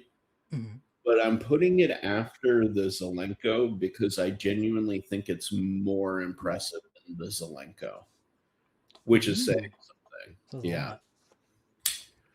So I don't remember the model name of this, but this is a Brad Richmond Oh, knife. Yes. that's And so nice, man. I have been obsessed with this guy since I first saw it. I think it was Steve Clare that shared him with us. And dude, put it in context. This was number, I believe, 27, and he was already this good, which is just crazy to me. These Tie are so tie inlaid bolsters on tie, so or is it milled? tie bolsters on titanium liners with stag. Wow. Yeah, dude. See you later, Neil. Later, Oh, Neil. never mind. He retracted it. Oh. Hello, Neil. Welcome back. Let me see if this one does not have a lock bar insert. See you later, Neil. I hope you like the Tashi knife. I forgot the name of it. Ooh, Neil got a Tashi. Awesome, dude. Yeah, he bought it on stream. Dude, but look at this. It's the Tashi Lee Williams collab. Oh, okay. The Krypton. Yeah, that. Yeah. Yeah, I yeah, should yeah. remember that. So for the back end where the holes are, is that Uh-huh. flat or is it contoured still? Because that looks like it could be a. Oh Flat. wow. Because you know how E some knives do that, but it's like a hot spot because it's just a thin liner. Yeah. No, there is no hot spot on this knife anywhere. It's so comfortable in hand. That looks And good. Adventure 50, howdy. hey, yeah, like it's so well done, so well like judged. I explained it to Stevie and even Steve Clare, I was like, it's not flashy, but it's perfect. Like in the realm of cars, I would say it's like a 911, right? Yeah. It's so refined and so well done. You can use it every day and have a premium object and feel good that you have a premium object. But you're not like trying to shout from the rooftops like, hey, look at me, I've got something crazy. You know what I mean? Right. um, And the blade to handle ratio is pretty nuts too. Dude, it's like That's really insane. you have like Yeah. almost nothing afterwards. Actually, to that end, by the way, the Zelenko is even crazier. But look at that. Oh wow. Yeah. Dude, that's how the Shiro was. I mean, the Shiro had such a crazy 1-to-1. Yeah. I was like, how do they even fit that in there? Yeah. It was one of the things that I noticed about the Zelenko when I was like, rotating it. And dude, also the RH is not a slouch in that regard either. I mean, look at that. Yeah, that's pretty wild to see. I mean, we get pretty good blade to handle, you know, Yeah. but it's like it's tough for a production standpoint to Yeah. get this close. Like, you know what I mean? Like this backspacer is sticking out. Like, and on the new one, it's going to be even crazier because they're cutting in the backspacer so that I Hmm. can have it even closer 1-to-1. Like it's going to be like the RH where it's milled out. Yeah. Which is so cool. It is so cool. But like a couple OEMs that I've worked with they won't mill out the backspacer because Hmm. they're like there's no way we're going to be able to center that, Yeah. or try to do your tolerances because I have such crazy tolerances on my knives. Hmm. And this they're like, yeah, well, they didn't even question it.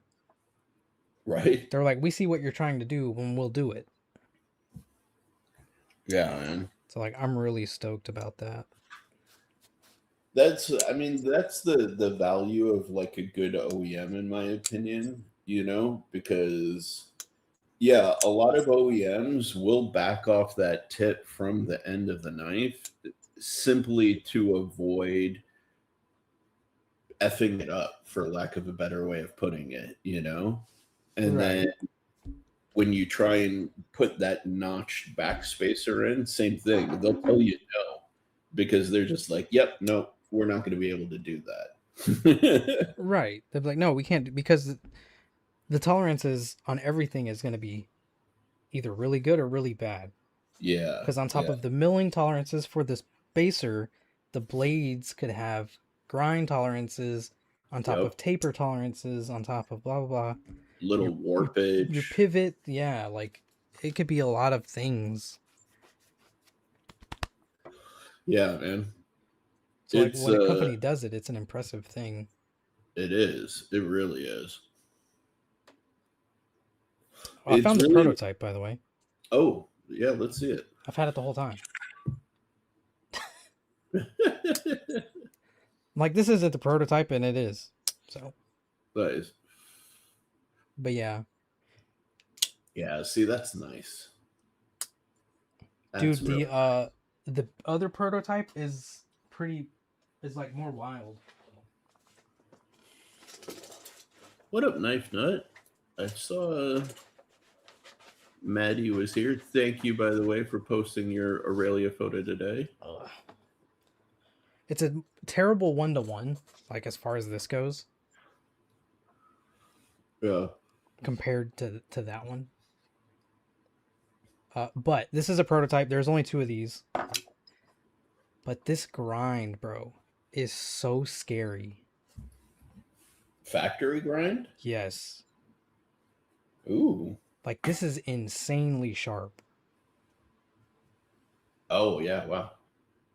Big difference Like there. it's scary.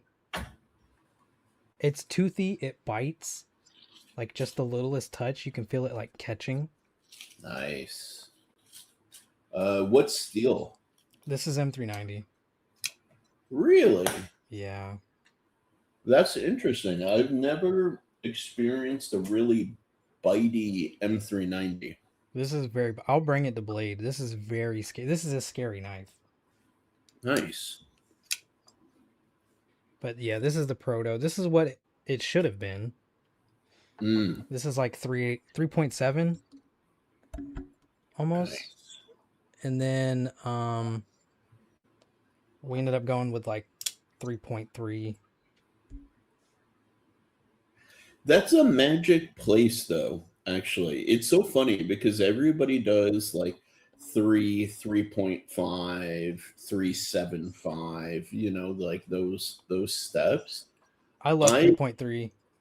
I was gonna say I think 3.3 is better than 3.5, and I think it should be like 3.3, 3.6, like 3.8. It's You almost know? like focal length, you know? Yeah, Like yeah, yeah. these are 3.3s. Well, this one's probably closer to 4. This is 3.5. But yeah, 3.3. I love 3.3 hits a really really nice sweet spot where you feel like you're getting like a full size knife Yeah. without compromising too much. You know, uh, don't get me wrong. I love a good 3-inch knife. I really do. Like I'm like the native. Such a huge fan of the native. Oh, knife nut, what's up? Sorry. Yeah, it's fun. And I'm a huge fan of other like 3-inch knives. Like even my fixie is a 3-inch, blade. This guy Yeah. that I'm That's such carrying, a nice fixie too, though. dude. It I have such a love and also frustration with this because when I talked with Stevie a long time ago about if I was going to do a fixed blade, this is basically what I wanted to do, and I can't now because this exists. And how am Right. I going to go? How much of a variation can I do of this? Like realistically speaking, you know what I mean? Like, I just love it so like it's such a neutral type of design, yeah, but with that bolster, it's just yeah. like, man, that's crazy. It looks so cool. I love it. The only thing that I want to do now is I want to send it to Kyle and have him lay back the edge because when they made this, they ground it 30 degrees per side, Oh yeah. You which did say is that. yeah. I mean, I think if I remember correctly, I laid back the edge just a little bit, but it's Magna Cut. It can be further back, and I don't care about big edge bevels personally. I I do. Oh my gosh. dude, when you're an Emerson guy, you stop caring about that. I mean, look at that. Like, this is not Ooh, even the oh my worst. god. Yeah, No, that's insane. yeah. So yeah, when you're an Emerson guy, you don't stress about edge bevels. Yeah, knife nut per side, per side. Dude, somebody was like, well, we know who. I won't say the name, but they're like, this is the sharpest knife ever with a 15-degree per side bevel. It's like, bro, the bevel is this tall. It's like half the blade. Like, of course it's gonna be wicked sharp. Right? You cut away half of the blade steel. Exactly. Exactly.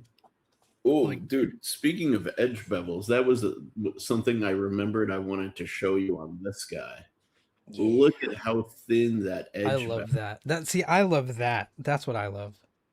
I agree with you. It is sexy as hell, but dang, look how, I mean, it's like microns. It's not Right. even like a millimeter, you know? It looks so good. And it's all the way to the tip too. Like there's no variation in it. It's Just the incredible. tip. That's Yeah, nice. dude. Yeah, this That's guy such a is wild Damasteel too.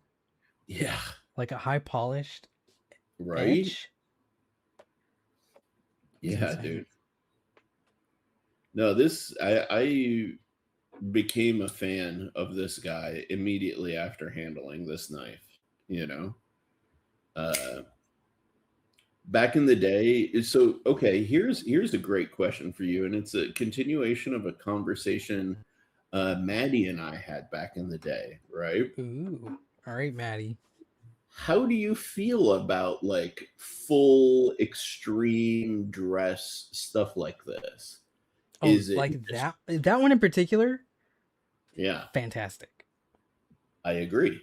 But only because the full Zerk, it it's not it's not zirconium.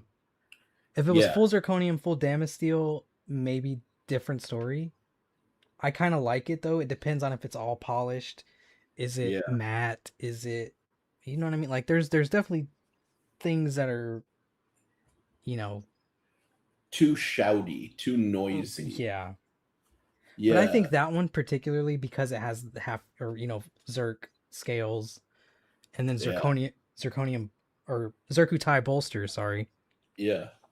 It's just enough. Like Yeah, I like think I that looks think really he good. he balanced the materials and textures really well on this one. Uh, because there are some like, I don't know if you follow like Crypto Jimbo Hmm. or I used to follow Dr. Frunky. Yeah, Dr. Frunky. I was thinking about him the other day. Yeah, Dr. Frunky, nice guy, crazy collection, horrible taste in my opinion. You Yeah, know, but he did have crazy stuff too, though. yeah. No question. I mean, he was one of the old school. Just you, Yeah, like you watch his stuff to be like, wow, what is that? yeah. But like, dude, I mean, he would have stuff that's like the most absurd and insane patterns on top of one another, and it got to the point where it was just like, where does my eye go? I have no idea. Like Yeah, there's no place for the eye to rest, you know? but I think but I think some people would think this is gaudy because it's gold. They'd be like, But that's too much gold. Like, what are you doing?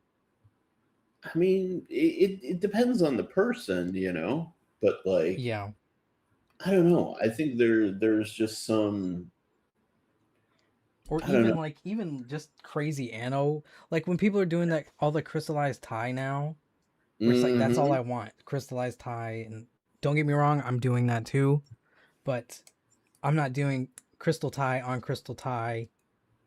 Crazy anos with the Dama blade, like Yeah. because even that Dude, could be considered gaudy, but it just like you say, it just depends. dude, that actually reminds me. You know that I'm sure there's a bunch of people. I know y'all follow her on Instagram. that chick Tass Miss, who's like a gamer chick, and she's always posting herself like in her bras and stuff like that. She's got gigantic ones. Gigantic what? Huh? Uh, Friends, huh? yeah. She got Big, two big. big-headed friends in headlocks. I got you. But dude, she posted a video of one of her knives that she just got modded, and it was. Let me see if I can actually share my screen. Let me see. Yeah, here we go. Let's see. I'm gonna check if it pops up on the live stream real Oh, quick it here. should. Hopefully. I'm just keeping an eye on YouTube. Oh wait, I have to. Okay. Hold on, I can do it. Yeah. Copy. Okay. I think I did it.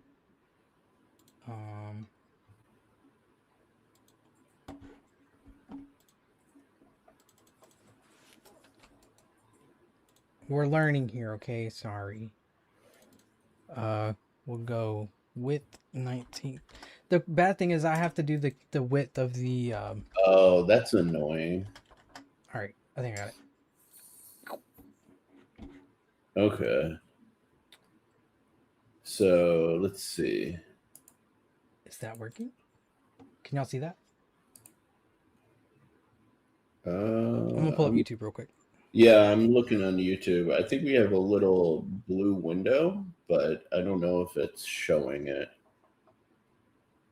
Oh yeah, it's showing it on mine. Yeah, yep. Oh, there it goes. Okay.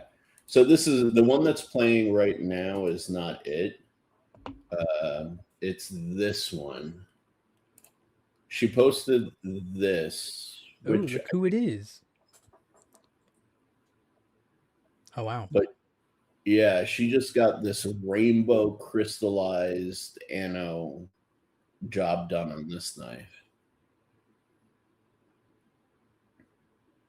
That's pretty wild. Yeah, I didn't even know they could do crystal tie. right? Because I mean, no, that's who my I think OEM this is. was customized for her.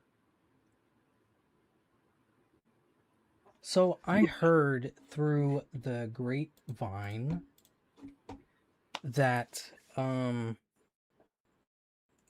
I mean, I think we all know crystallized tie is basically overheated titanium. Right. It's just a chemical process. Like they overheat it, they put something in there, and it. Big Red, what's up, dude? Yay, what And up, then Big that's how you Red? get crystallized titanium. Yeah. But that's pretty cool. That's why if you like sand crystallized titanium, it's gonna go away.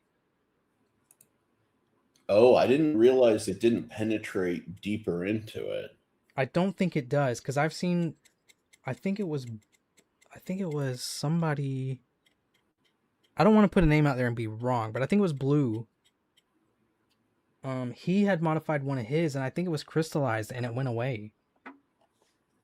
Interesting. I think I could be very wrong, but which is usually the Very case. interesting. But yeah, I I think it's wonder, just a surface thing. I don't know. you know who would know would be Paul. Paul would probably have Because I think some. it's like with this, right? Like if I sand this, it's gonna go away. Yeah. You know what I mean? Like it's just a surface thing. I think. I don't know. I guess when I get my prototypes, I can just sand it and find out. Sand the underneath of it. Yeah. I mean, maybe on the inside. Yeah, I have no idea. Well, I guess not now if it's epoxied, but Yeah, fair enough. I don't But know. I don't know enough really, but yeah, the Chris, like I don't know, Chris. I know a lot of people got crazy about crystallized tie. I like it as an accent. I do not like it as like the defining aesthetic of the knife. I You think know? it's crazy to be. I don't know. Because that's probably how people felt with Timascus being like a full show side when Yeah, it was originally like, oh, it's nice for pocket clips and collars and stuff like that. But as a yeah. whole show side, like, nah. It, So it gets a little much, you know? it can, yeah. Plus, I think Like, because it's mostly shiny, like, yeah, yeah, exactly. Like, you know, who does a good job with that though is Anzo, right? mm, Or whatchamacallit, or Gavco, right? Both of oh them have, yeah, Gavco does great work. yeah, both of them have two different approaches to the full like Timascus or Zerkatai like show side. Um, Gavco does crystallized Yeah, uh, like Zerkatai, Zerkutai. Yeah, which is incredible. It actually looks beautiful, but it's he does it with like a dark wash, stone wash blade, and he doesn't do it on the lock side. He does like a similarly colored ano. So it's like you're only getting one part of the knife that's really like that shouty, you know? yeah, Not show and lock side and blade with like Damasteel or crazy Damascus. Um, and then Anzo will do like Timascus and stuff as an inlay, but he'll micro mill over it, which I think is sick. oh, you did share that. Hmm. Yeah, Yeah, I like micro milling on top of it because it mutes it instead of it being like super flashy, you know? right. So I think there are ways to kind of make stuff feel like premium, but still tasteful, I guess you could say, you know? Yeah, for sure. Yeah, well, it is saying it's a structural thing, but like it's kind of crazy. Oh, my phone's too bright. If it's like, I guess if you sand it down though, like this is like probably blasted or whatever, right? But like if you sand it all to the same finish and then don't treat it, it's just gonna look the same. Hmm. Yeah, like that's a blank, but it's probably, I don't know. Yeah. I'm not a scientist. Yeah, I'm curious, Knife Nut. I haven't looked into crystallized tie too much, to Cause be see, honest. this is crystallized, but if you were to sand that down, are you gonna be able to tell? Yeah, Like if it's all the same, you know what I mean? Like not super fine, but maybe like 80 grit, 160. So you can't tell that between like a stone wash. what the heck? Why are you? I don't know. The Matt D said it does go all the way through. Well, I'm not gonna argue with that one. I thought it basically changes the grain structure though. Yeah, see, I think that's what I was thinking with the heating, but I don't. I guess it does. I don't know. It's new to me. You know what I mean? But What it's a like, damn, it needs to be etched and oh, see, it needs to be etched to reveal the pattern. okay. So I'm not necessarily wrong, but I'm definitely not right. Like you could Gotcha, sand it, okay, gotcha. but I am wrong in the fact that it's not just a surface thing. It's definitely all the way through. But it makes sense why you would think that because if you sand it, but it still needs to be etched, then it would disappear on sanding, you know? Who knows? I'll get some in and we'll find out. Yeah, I think that's the easiest way to figure it out, you know? But dude, I'm definitely a big fan of micro milling on inlays. Oh yeah. This guy was the one that made me really appreciate it. Ooh. Yeah, micro milled carbon fiber. What number is that one? If I remember correctly, this is the 4, Okay, yeah, that's sick. which I think, if I'm 100% honest, I think this is the best knife that CKF makes. And this is the best version of the Sequoias. Yeah, that is a nice one. Just Kyle, hello. just because, dude, the way that the layers are handled, I mean, like, it's kind Oh, of ridiculous. Like, this is insert into this, this is milled and like shape. good. Yeah.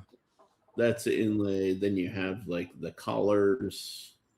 It's ridiculous.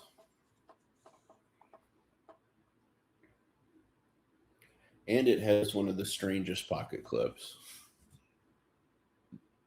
The shape of it, I mean. That's But it's, nice. yeah, but it's comfy. I ordered a It is very. CK Rampage and black. Is the Rampage Is that the new one? Konijin? I would assume it's the new one if they're doing black crystal tie. Let's see. Oh yeah, I think that's a Konijin design. If I'm not mistaken, I could be wrong though.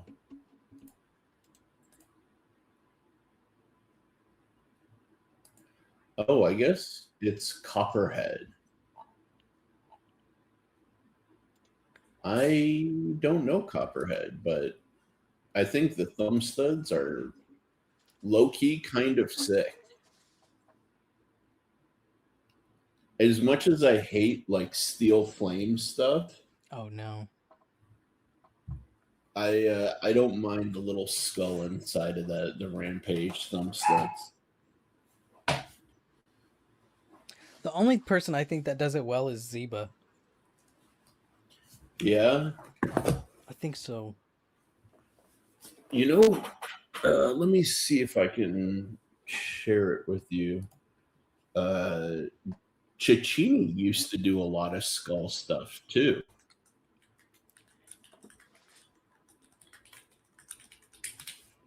A lot of people don't know that actually about him. They're used to all of his like current stuff, Right. uh, but he used to do a lot of really wild skull stuff in his designs. Yeah. Okay, calm down, E Knives. Stop trying to sell me stuff. Hmm. And of course, their image is low res. GG E Knives. Here we go. Knife center to the rescue. Here we go. Where is my share screen? There we go. All right, we're good. Yeah, I'm shared.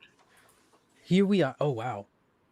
Oh, he's got like it's like the Casey Jones skull, or like almost like a Punisher type. Yeah, almost like a Punisher skull. But he did that on multiple of his knives. Like so much so, yeah, so much so that you can actually like search for it on Google, and a bunch of results will come up. But yeah, he used to do that. That's pretty wild. Yeah. There we go. Yeah, I think I like Michael because he was the first I saw too. Michael Zeba. Let me see. Is it ZIBA or Is it ZEIBA? I may follow him. I have a hard time keeping track of everybody's names. Well, plus, like, you know, once again, Instagram to the rescue on poor algorithm and not pushing anybody. Like, Right? I haven't seen anything from Zeba in a long time. Dude, I'm going to the point where like people that I want to really see their stuff a lot, I'll just add them to like my favorites, when you go and follow somebody, you can Yeah, like, yeah, I'm just doing that because otherwise it just keeps burying people over time, I you know. forget that that's a feature, but I have people like I have Mhm. you, like I have our group. I have everybody favorited, so I can see. I just forget it's a thing. Yeah. No, I do the same thing. Like all the homies are favorited just so I don't miss their stuff. Right. Yeah. And then yeah, any knife makers who I'm like, okay, I really tired of missing when they post stuff, I'll add them to that too. And for those that don't know what we're talking about, if you go to your Instagram, you can.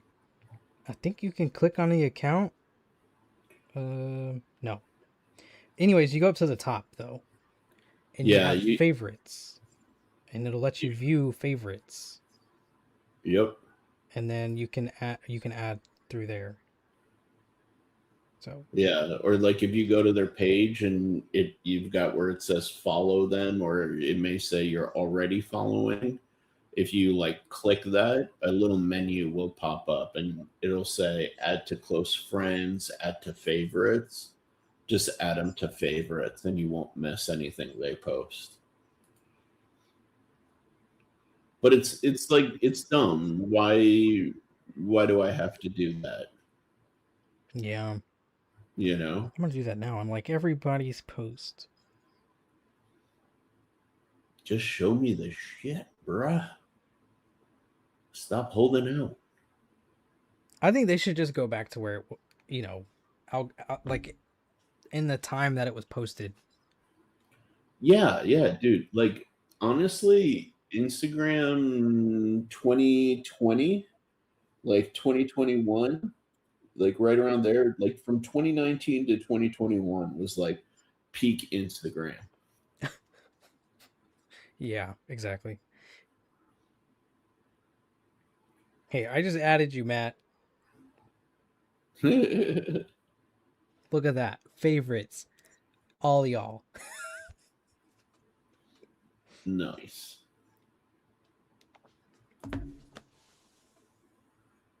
Yeah, dude. We just need to go back. I keep telling Meta that. I'm like, why do you suck so much? You need to go back to how you used to be. Yeah. Dude, speaking of, have you been using AI at all to like visualize any of your ideas? So when I do AI, it is mostly to either help me business wise, Mm-hmm. because I'm not very business oriented. Like, I'm just not. And if I Oh, can't, it's a learned skill. yeah, like, I don't think of a lot of things that I should. Like, when it came to the H2O, it was like, okay, this is how you should promote. This is how you should post. This is how you should, whatever. This is how you should do things after. And it's like Mm-hmm. just things I never thought about, or at least not in detail. So I use AI a lot for business stuff. Just general stupid questions like, Mm-hmm. like how can I get more interactions, like things like that. Yeah, yeah, absolutely. And then if I need help composing like an image, Okay, yeah, I'll say, hey, how do I blah blah blah blah blah, and it'll say, well, make because it knows I like the dark aesthetic, things like that. yeah, It'll say, well, do it kind of dark, do it on dark, backgrounds, and then maybe this is how you should arrange it. And it's like, okay, cool, because whatever. But like on yeah, paper, I'm good at drawing. yeah. But like digital, I can show you now. Actually, I have my iPad. Like digitally, I'm terrible. Even though that doesn't make any sense, I can draw on pencil like easy peasy. No, they're not immediately transferable. Right. Like it's Yeah, tough. So like I'm working on like some like a t-shirt kind of a design.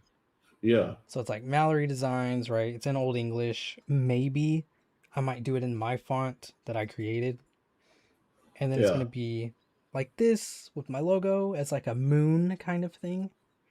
And then it's going to have a snake, kind Nice. of, which I have the snake. It's going to be my snake. Her name's Spirit. But, something kind of like that, you know. Yeah, But like, I'm not good at maybe a snake. I don't draw snakes often. I draw her a bit for my sure. stickers and stuff, but nothing as like this size. Stickers are Yeah, little. But it's like, okay. And in my head, I know I want to do like etching where it's like just cross hatched. yeah, Now on paper, I could do that easy peasy, yeah. but this is hard. So I use AI to kind of help maybe frame something properly. Sure. It's like photography. I'm not good at composition, but it's a learned skill. Right. Exactly. Well, the reason I was asking is because two things recently have been of interest to me. One, Jelly Jerry has been posting and sharing him Mm, using, yeah. right? So Jerry will do his sketches, but then he's been using AI to kind of make them look realistic, you know? Hmm. And I think that that's very interesting because it kind of um, makes it more compelling to the viewers on Instagram. You know, it makes it easier on some level for them to appreciate over a sketch. Some in some cases, because personally, I think actually sketches are more powerful. But I'm just repeating some of the feedback that I've received from people. Yeah. But also, what's very interesting is in my own experience of using AI to help me like visualize things, I have seen that AI will take a lot of liberties unless you tell it not to specifically. So at that point, it's actually starting to introduce and do its own design, Right. which is very interesting because now it's no longer just you and your creativity. It's inserting what it thinks it should be there, you know? That's why I don't do AI for knife stuff. Yeah, Um I don't even do it for inlays. I don't do it for nothing yeah. because it doesn't really know what it's doing for one. No, it doesn't. And then even if you say, "Hey, blah blah blah blah blah," it's still to that thing, it's still a flat image with this particular shape. Yeah, It's not going to know, "Hey, change this screw to a T8." Like you can't. right, That's not something you can just do. But also but because I can do the 3D CAD stuff, right. I can render those realistic myself. Like you can Exactly. put in your own appearances on CAD, you can put in the Right. lighting, reflections, the materials for the knife. You can do carbon fiber, you can do micarta, you can do polished blades, DLC, Damasteel, whatever. Yeah, Whatever you want, you can put it on there. yeah, It just takes time and then it takes time to render that picture, but you can just save it as a JPEG. yeah, But I mean, it'll take you maybe, 10, 20 minutes. yeah. But like with AI, like you said, it's going to adjust. It's going to say, okay, well, the blade needs to be this long, which is going to be longer than the handle. And these Right. are where the screws should go, which is not where they should go. Yeah. So I think it depends on the software you're using as well, though. To me it's very interesting and frustrating because like Yeah. so I'm working on a little like leather good design, right? And one of the things, for example, like I've done my sketches and I'm just like, oh, I want to see what this looks like in different leather combinations because I can't sketch, or I can, but it would take a lot of time for me to sketch the difference between, let's say, a smooth leather versus like a Pueblo leather, which is more textured, right? And has more color and surface variation. Right. So I'll do my rough sketch and I'll submit it to AI and I'll say, create this variation, whatever. And then the thing will just do stuff that is not in the sketch, right? It'll introduce stitching where there's no stitching. It'll add objects inside of the design that aren't there, Right. Uh, and I spent like a good 10 minutes at like midnight last night, kind of yelling at AI to be like, dude, why are you not following instructions? Right. You, you are not a design collaborator. You are just a tool that I'm using to generate this result. You know, Right. like I don't want your input. Just give me what I'm asking. And it Yeah. took a while to like it's like something like this, okay? Like a Joe clip slip, right? Hmm. It would stitch the top of this completely closed. Or like if there was a little pocket up front here, it would stitch the top of it completely closed and then do full stitching all the way across. And then I'd say, okay, remove this, like this top stitching, remove the top stitching from the pocket, and then it would start inserting objects into both pockets. And I'd be like, well, why did you do that? It's like, oh, well, I'm trying to show function.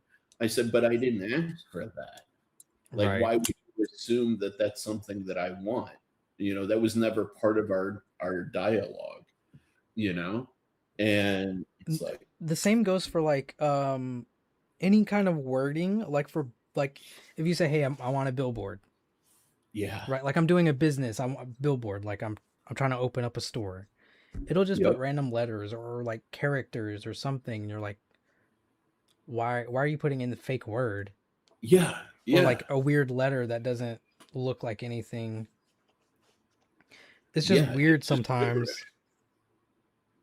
And like I posted a thing on Instagram about AI not being able to do what we do, It can't. and one of the reps for one of the big knife companies was like, "Oh, I think it can do that."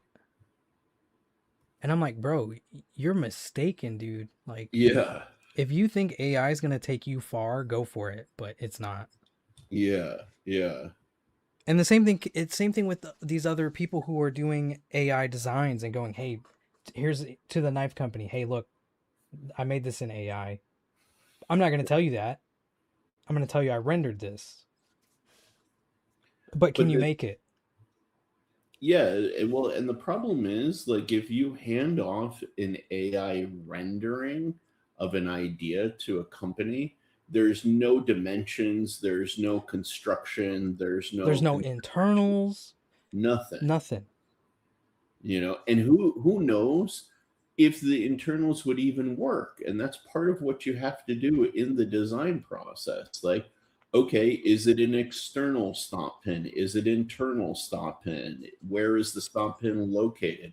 Does it interface with like the choil on the blade? How is it stopping? Where is the blade edge sitting when the thing is closed? Like you were showing with the forest. You know what I mean? Dude, it Like, it bugs me, man. Cuz I know there's people out there who are doing it and yeah, they're getting them made, and it's like, "Bro, what?" Like it's a somebody's going to joke. ask you a question and you're not going to know the answer, and it's going to expose that Yeah, you're not like legit. You know what I mean? yeah. No, they're not legit. They're absolutely not. Dude, and that's why I want to get those stickers made. It's like keep AI out of knife design, man. Like it's bullshit. It's You know, disappointing too that company posted that knife in AI.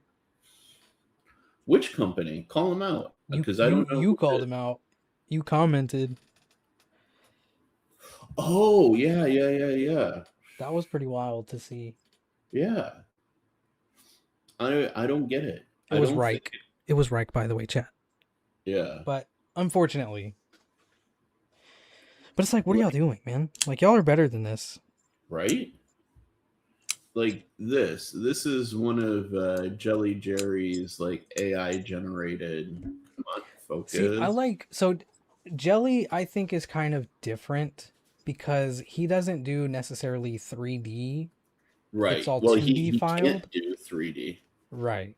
But it's all 2D and it works. Yeah. Like, Um, come on, focus, you dumb camera. like I think I'm mostly just like uh bent up about not people not doing There you go. internals, right? Yeah, that's pretty cool. Yeah, but there are funky things like this little triangular portion here. Yeah. Like, is that an inlay into the blade or is it part of the scales? It's not really clear in the execution, right? And then the The milling pocket back, clip is crazy too. yeah, but like the milling back here, how what are you trying to tell the machine to do right in this little pinch area back there, you know? Mm, And then yeah, the pocket clip is interesting, but it doesn't really work with the design flow mm. of the, you know? It looks like it's trying to turn on the back end, trying to turn it sideways so that you can see like this way, Yeah. like the spine. But it's interesting, right? And like that's another AI generated one. Yeah, that one's pretty wild. Yeah, I mean, it's interesting. I can say it's probably doable, Mm-hmm. you know, but like all of this stuff looks kind of custom slash gas stationy, you know. I think the best one is probably that one. This one is the most accurate to his sketch. Yeah, and it looks like the ratio is obviously correct. Yeah. This one is looks the most. This one the ratio starts to look a little off, like the handle may be a touch short, Mm-hmm. but the first one looks correct. Yeah, definitely. Yeah, I think that's why I'm like it. It irks me that way because like I work so hard on internals. Like Right? anybody can draw a nice flowing thing, but like, bro, Exactly. getting that blade to fit into a handle is hard. Getting a drop point blade to fit into this handle is hard. Yes. Like, it's tough. Dude, that's like a significant part of the game right there is figuring out internals and like that's why some of your favorite makers out there they will create one pattern for the internals and the lockup and then Mm-hmm. adapt everything to that because they don't want to have to figure it out every single time, right? Right. But you and me, we will sit there and we will figure it out every single time, you know? Yeah. Like, I don't know. I feel that's a big differentiator. I mean, there's a lot more that goes into being a designer, but that's a huge part of it, Like you for know? me, the way I design is like, all right, here's my profile. Can I get this to fit in this handle? Then Mm-hmm. I tweak pivot placement, which usually, not to toot my own horn, but doing it for so long, you get pretty good Yeah, you at get real close where real your quick. pivot should be, right? Yeah. So, I get pretty close. So then I can adjust it and I can usually get the blades to fit. It's very rare where I'm like, nah, it doesn't work. But then you go stop pin and then bearings and Mm-hmm. detent. And then most of the time what the issue people have is my detent doesn't fit because of my bearings and the stop pin placement. Yep. Then you have to adjust one of the three, obviously. Well, you can't Yeah. adjust your bearings because unless I you're mean, going you washers. can technically, but it, there are compromises that happen, Right. Yeah.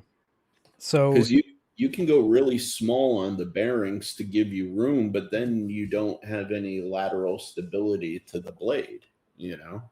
yeah. So you make trade-offs there. And then you go, okay, well, maybe the stop pin's not going to work. So maybe I need to go with blade stops. Hmm. Maybe that'll work. Or maybe you can go even farther and not even do stop it, just do thumb studs as stop pins. Yeah. Then you don't even have to worry about this whole area. Then you have freedom to do detent ball, whatever, bearings, blah, blah, blah. As long as this rotation is right, you're good. But even if you do thumb stud stomp pins, you still need to now modify the front end of the scale Oh, so yeah. that as the stomp pins rotate, they don't hit any part of the handle, you know. Mm-hmm. So it's not like uh, what you call it. It's not like a catch-all solution, right? So yeah, all of this stuff needs to be thought about it or thought through, you know. Broke AZ, I'm not the least concerned with any AI designer at all.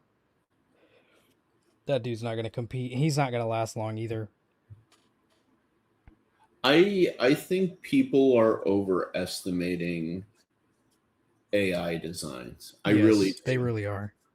I think I do think it. What will happen is it will become a thing for a while, and then it will peter out. You know, because the real I think the real one of the major issues is people lacking the base level creativity to actually produce an idea or useful concept, right?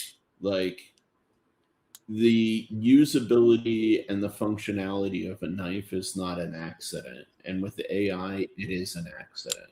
It's not an Right. intentional decision, right? Um, and AI can't resolve little things. Like, here's a good example, right? Striders seem like kind of dumb, simple things, but they actually have a lot of like kind of creative solutions, right? Mm-hmm.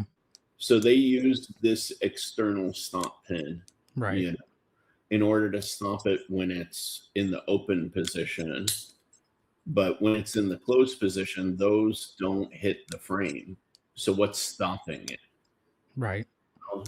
It's actually integrated into this show side scale.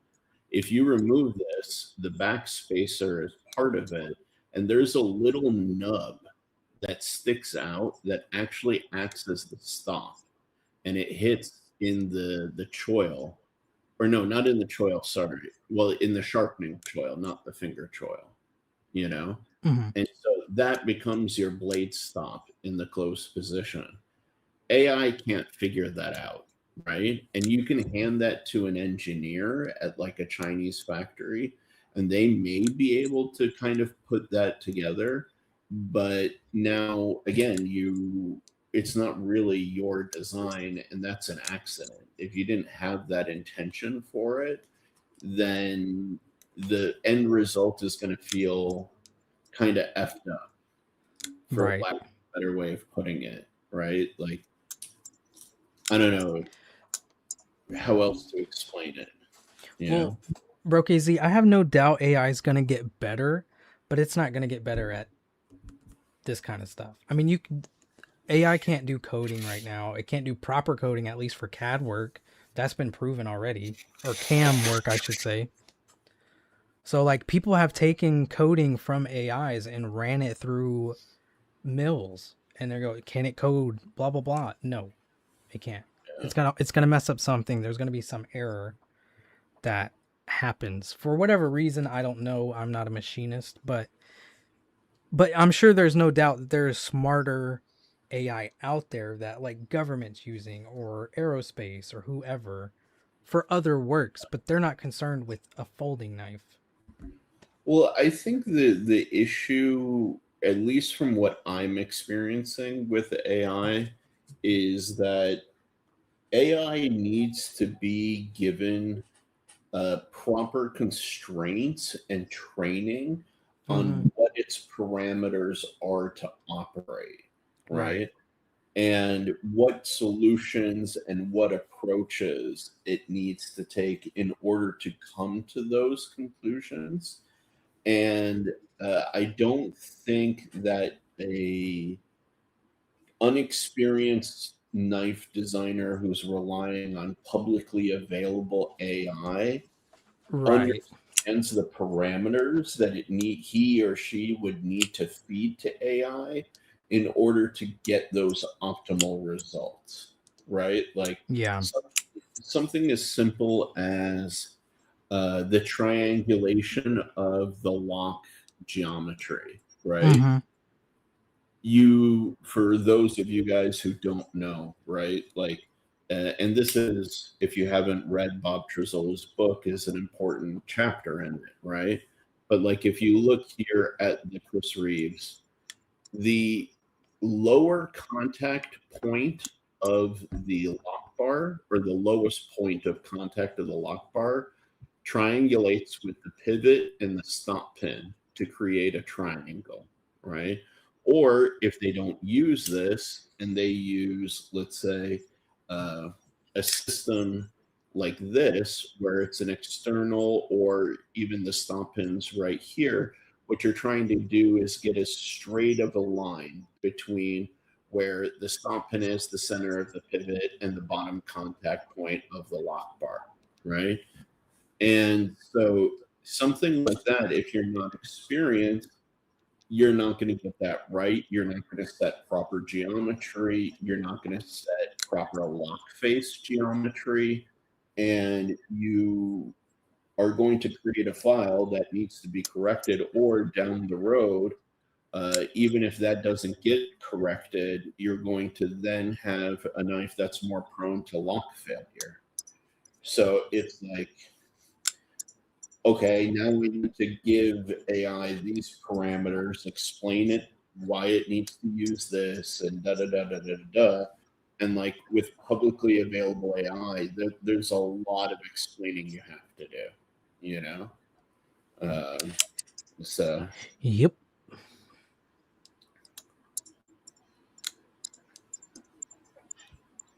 so I don't know. It's, I don't think publicly available AI for creating an effective mechanical design is there yet. Will it be there in 5 years? Maybe. Maybe we need a more specialized AI than, let's say, Chat GPT or Gemini or whatever. Right.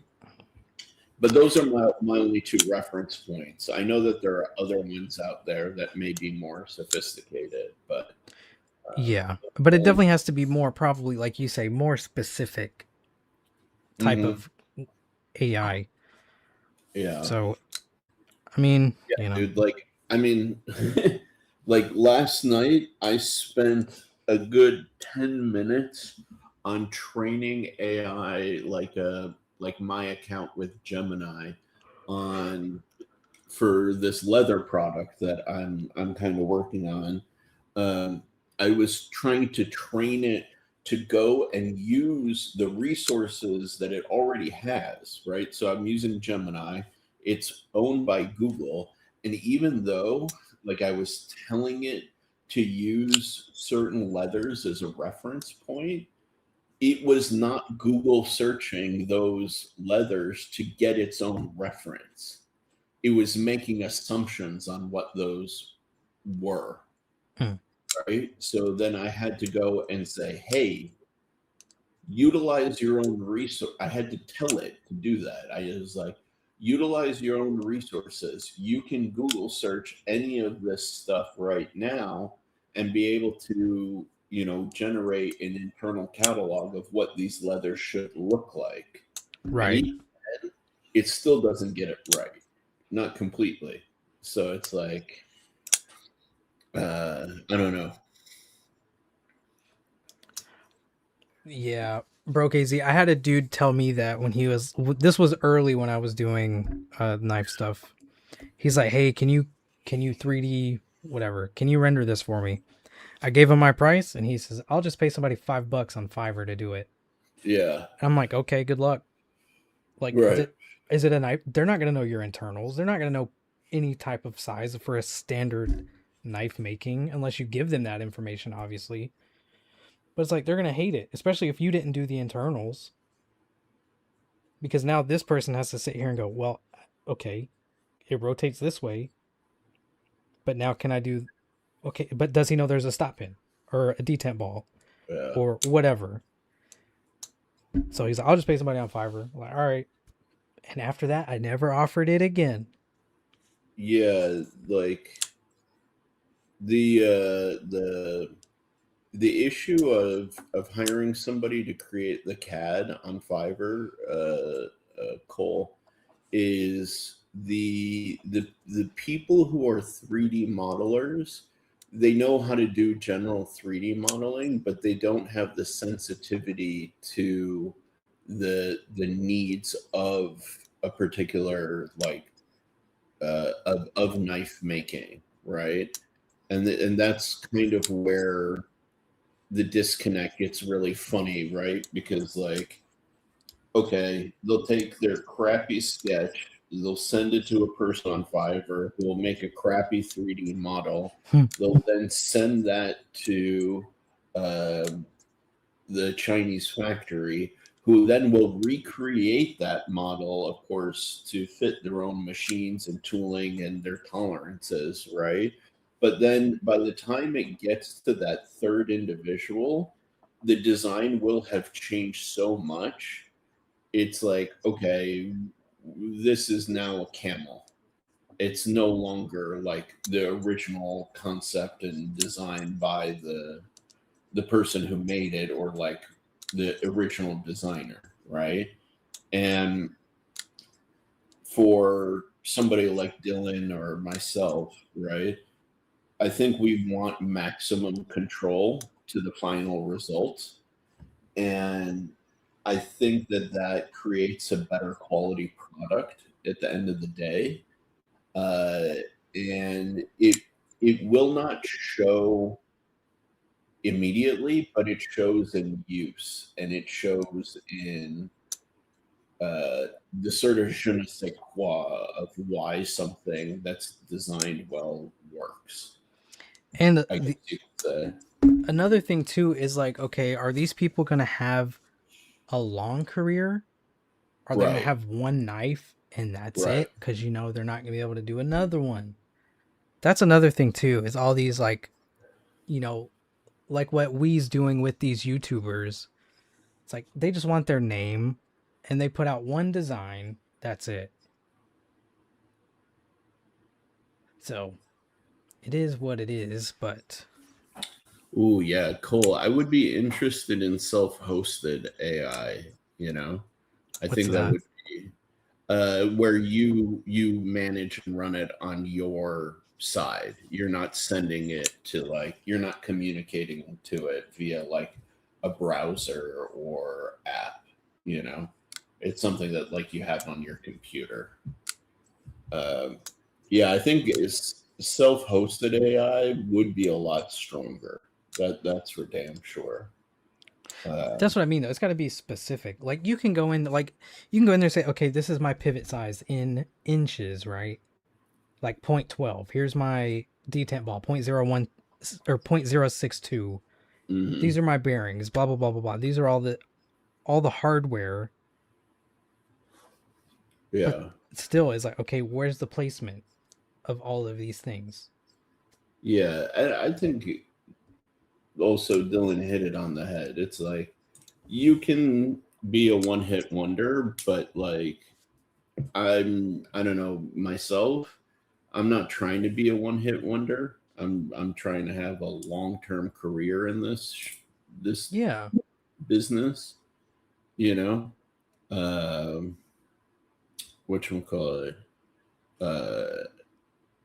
and it's interesting because also this is in a space in an industry where authenticity and self done, self made stuff has the premium in term. It's like the upper rungs, right? Um, how could the easiest way I can explain this was like there was nothing that made me feel more like an outsider than going to the Blade Atlanta like awards show, right? Hmm. Because like here I am, a little SOB who uses a Chinese factory to manufacture my stuff. And the entire room was filled with, the old guard of like steel foundries and them being buddy buddy and celebrating like custom knife makers who are like hand forging stuff using their materials, and legends in the game who are famous for like sole authorship, crazy stuff, or the likes of like Trizola and Shirogorov and GTC and Anzo, and they're all sitting in this room, right? Hmm. And years and years of experience and relationships in that place, right? And Yeah. like an AI designer is going to be even more of an outsider than I am amongst those people, right? Yeah. And so the question is like, okay, like you can take this approach, but ultimately, uh, like again, what do you want your who do you want to be within the community is also like a big component. You know what I mean? Like in that room, Vero is respected, right? But like not many other people. Right. So it's like, okay, you can get to that place if you're, somebody who does OEM work and you're a designer and all of that stuff. But like you still gotta get to Vero levels and numbers and personality, you know what I mean? Yeah, Uh, for sure. but like I hate to say it, like any of these YouTubers or other people who are like, oh yeah, I used AI to design. It's like, no, you're not going to get respect. You're No. not going to be appreciated. People are going to be like, "Ah, okay, yeah, we see what you did there. Cool. All right. Who's the next flavor of the month?" I don't know. Hmm. It's a different sort of thing, I guess. Yeah, man. I'm not trying to like shit on anybody per se, but I just don't I think that am. yeah, it's I don't think you're going to get sudden legitimacy by doing it. I don't think you're going to get respect by doing it. Yeah. Uh, Dude, I saw a thing, and it's gonna be with what Broke AZ said. It's like yeah. uh there's a dude I watch, his name's Rick Beato. He's a music guy. Mhm. He's a big time producer here in Atlanta. But anyways, uh so AI music has been a big deal, right? Yeah. Like these people on Spotify are getting like millions of views, but they have one song. They're like, well, who is this person all of a sudden? And why do they Yeah. have millions of views? And it turns out it's an AI artist. Mhm. And they have like two songs, but not only is it an artist, it's an actual AI being. Oh, interesting. And they're like, oh, now it's different because now it's a person with this music.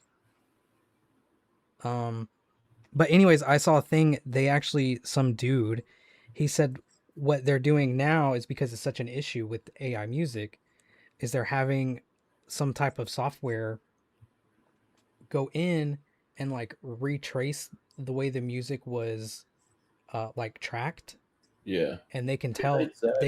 if it's AI. Oh yeah. Yeah, And yeah, then yeah. and now if it's AI, like Spotify or whoever automatically they have to put it like AI. Oh, they'll flag it. Yeah. So now like with Instagram, if anything is AI whatever on Instagram, you have to say like it's AI generated or whatever, Yeah, and they put it down there AI generated. Like you have to be like I guess open about it, yeah, and that's how I feel. Like that's why I don't. It's not gonna go far, like you said. It's you're not gonna get anywhere. Like it is what it yeah. I is. mean, I'm not saying don't use the tools that are available to you. I mean, like I said, Good night, Zach. uh, I've been using AI to help me rapidly visualize different material combinations for this like leather object that I'm working on. You know what I mean? Yeah, Uh, I'm not saying but it's bad generally, but like because I use it, like I said, for the business stuff. yeah, But that's yeah, because I like when I was doing the H2O or whatever. yeah, I'm like, hey, I need you to figure out what's a good like process for this, and I need you to pull from these examples. right, And it would take statistics and say, okay, this is how they're doing it, or this yeah, is the pattern that we found within these companies. mm-hmm, It's like, okay, yeah, thank you, because that's pulling from the internet. right, It's I'm not asking the AI to do it for me. It's like I'm just like, hey, gather the stats. yeah. Yeah, yeah, and I've done something. I've done similar stuff where I've been like, I've collected like a data set, you know, Right. of like, okay, uh, this is what I see my competitors doing. This is the data set. Analyze the data set. Tell me, give me a breakdown of what they're doing, why they're doing it, and what are some insights that I can take away from this to improve what I'm doing, you know? Right. And like, I think AI is a wonderful tool, and I'm not denying that, but I definitely, when it comes to creating, um, Organic things. yeah, like I think I take some maybe ethical. Yeah, that's my like. Yeah, like that's better. Because like the way Maybe we use AI, somebody else might like for business. Somebody might go, well, you shouldn't be doing that. Like that's wrong. That's like, is that like how see, we feel or I don't think so, but I think they may say that the knowledge is incomplete. You know what I mean? right? Just like we're saying that this is incomplete, like you have to assume that it's incomplete across the board. You know, Oh, that makes sense. at least that's my take on it. Like it's not foolproof. No, God, no. Yeah, I gotcha. Like, like even okay, so I'll give you an example where I was getting like differing results, but also overlapping results, which was really interesting. Um, I was asking AI, for example, like I want to run a computer for running, or I want to have a computer for SolidWorks Maker Edition Mhm. because I just want to get back to using SolidWorks. I miss it. I prefer it. And I'm trained in it, so I understand the workflow, a lot easier. Right. So I was like, okay, look at what's available out there and recommend to me a computer below like $1,000 that can run this, and will be readily available, that I can go and purchase. Da, da, da, da, da. So I asked that multiple times to, let's say, like Google Gemini, and I got like a precise set of results, and then I clarified exactly what my usage case was, all of that stuff in my prompt, because that changes, of course, the computer requirements. Mhm. But then I flipped it over to Chat GPT, and Chat GPT gave me a different number one contender. Gemini's number one was Chat GPT's number two, and their number threes were completely different. Hmm. Yeah, so it was very interesting, like the two and the three from Gemini were not even on Chat GPT's list. The number one was Chat GPT's number two. So Dang. yeah, so it's very interesting, right? Like depending on it's kind of almost like different people, you Mm-hmm. know. Even though the prompt, the information, all of that is the same, it's like, okay, I want to run SolidWorks Makers Edition. I'm making small assemblies that are geared towards EDC tools and folding knives and things like that. I don't need to do assemblies that are overly complex, like a vehicle, right? And all of this defines your RAM and your video card and your memory sort of parameters, right? Right. Yeah. So it's like they both had the same uh, target sort of parameters, and they still ended up giving me different results. But there was one that was the same through both of them. It's kind Yeah. of like, I don't know if you ever did this, but like back in the day when Bing was like a big deal, Uh huh. it was like, okay, I use Google for information, but I like using Bing for images Mm-hmm. because I'm like, Mm-hmm. Bing gives me exactly what I'm looking for as far Yeah. as images go. Yeah. So it's like, that's kind of like a weird thing because Google would give you certain image or the same images, but in a different order, or maybe not Right. exactly what you're looking for, maybe a broader spectrum of what you're looking for. Whereas Bing would be like, here it is. Right. Right. And like Yeah. that's I feel like that's kind of like the same where it's like or maybe this company's paying for more push on Google or Microsoft versus Yeah. whoever's using, you know, whatever, it doesn't matter, but Yeah. I don't know. I just found that there was a difference interesting, right? Because if you would think that there's one absolute answer, as being like the top competitor, because there's only, let's say, if you're looking for a Windows laptop with certain processor performance, yeah, like i8 or what is it, i8 with 16 RAM, yeah, 258 gigabytes, blah blah blah, or maybe yeah, 1 terabyte even. at least the GeForce like 4060, Yeah, graphics 4060. card, whatever, you would think that there would be like only one sort of like pinnacle answer, you know, uh, but that wasn't the case, which is very interesting, you know. Yeah, it's just, I guess it just depends on what it feels like. Yeah, yeah. See, agreed, Cole. Yeah, that's exactly it. It depends completely on the weight it assigns to specific requirements and like in that regard, yeah, you It's have to like, bro, it's like dinner, dude. It's like, okay, I have ground beef and I have bread. What can we make? And this thing will go sloppy joes, and this one goes a hamburger. right, It's like, okay, right. That's why I say it's almost like talking to different people, right? yeah, that's pretty. Because That's like kind of scary to think about. yeah, I mean, because people will have that own perspective themselves, right? Yeah, They'll say, "Oh, well, in my internal process, I may value something more like here's a great example. I used to have a buddy, and back when I used to build computers for myself and he would build computers for himself. My goal with building a computer was to maximize performance, but also lifespan of the computer, right? So, people would, upgrade their computers every like 2 to 3 years.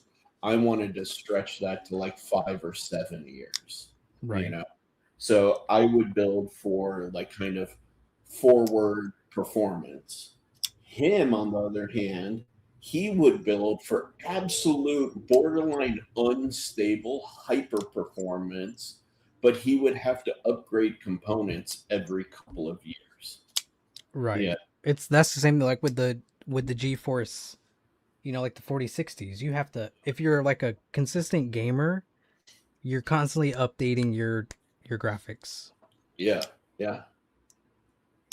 And it's Like, funny, right? Because like whatever the current graphics cards that are out there, they're like so far beyond what can be utilized now. mhm.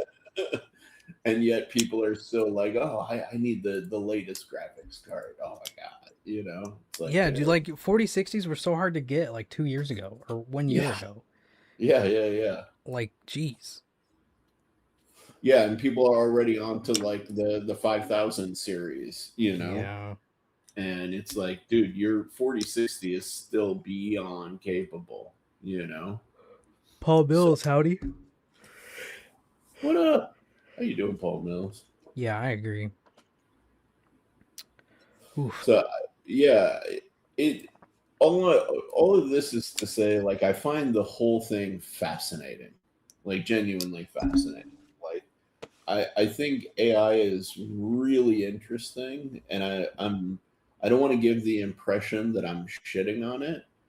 I'm just, for me, I'm cautious with the hype per se, I guess you could say, and I feel like leveraging it for like proper creative work is maybe an ethical gray area right now.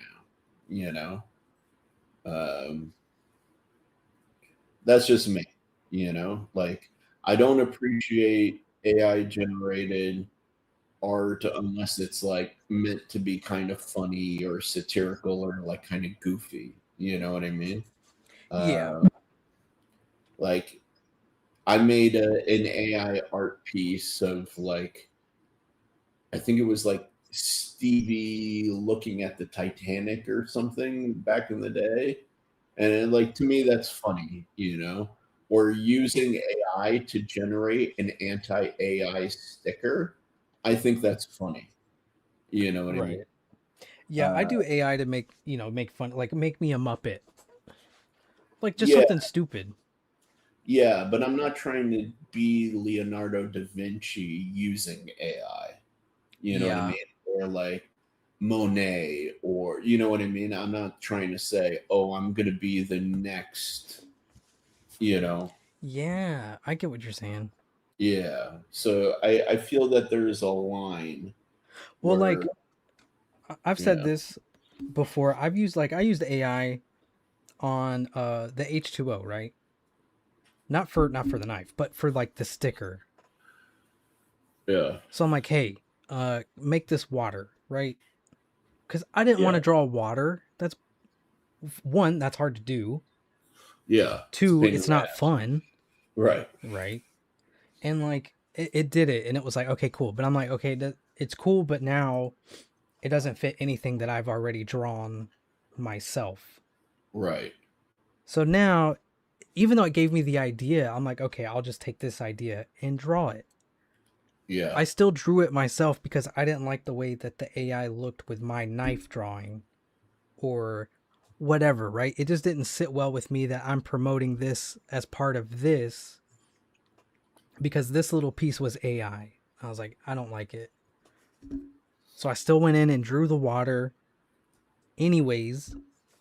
Yeah. And it's like, okay, I feel a lot better even though that took me like 2 days or 3 days, right? But it made me feel better personally because as an Yeah. artist, as somebody that's trained in art, it's like, why would I take the shortcut when this is what I love to do as an Right. artist, is draw stuff, whether I like it or not.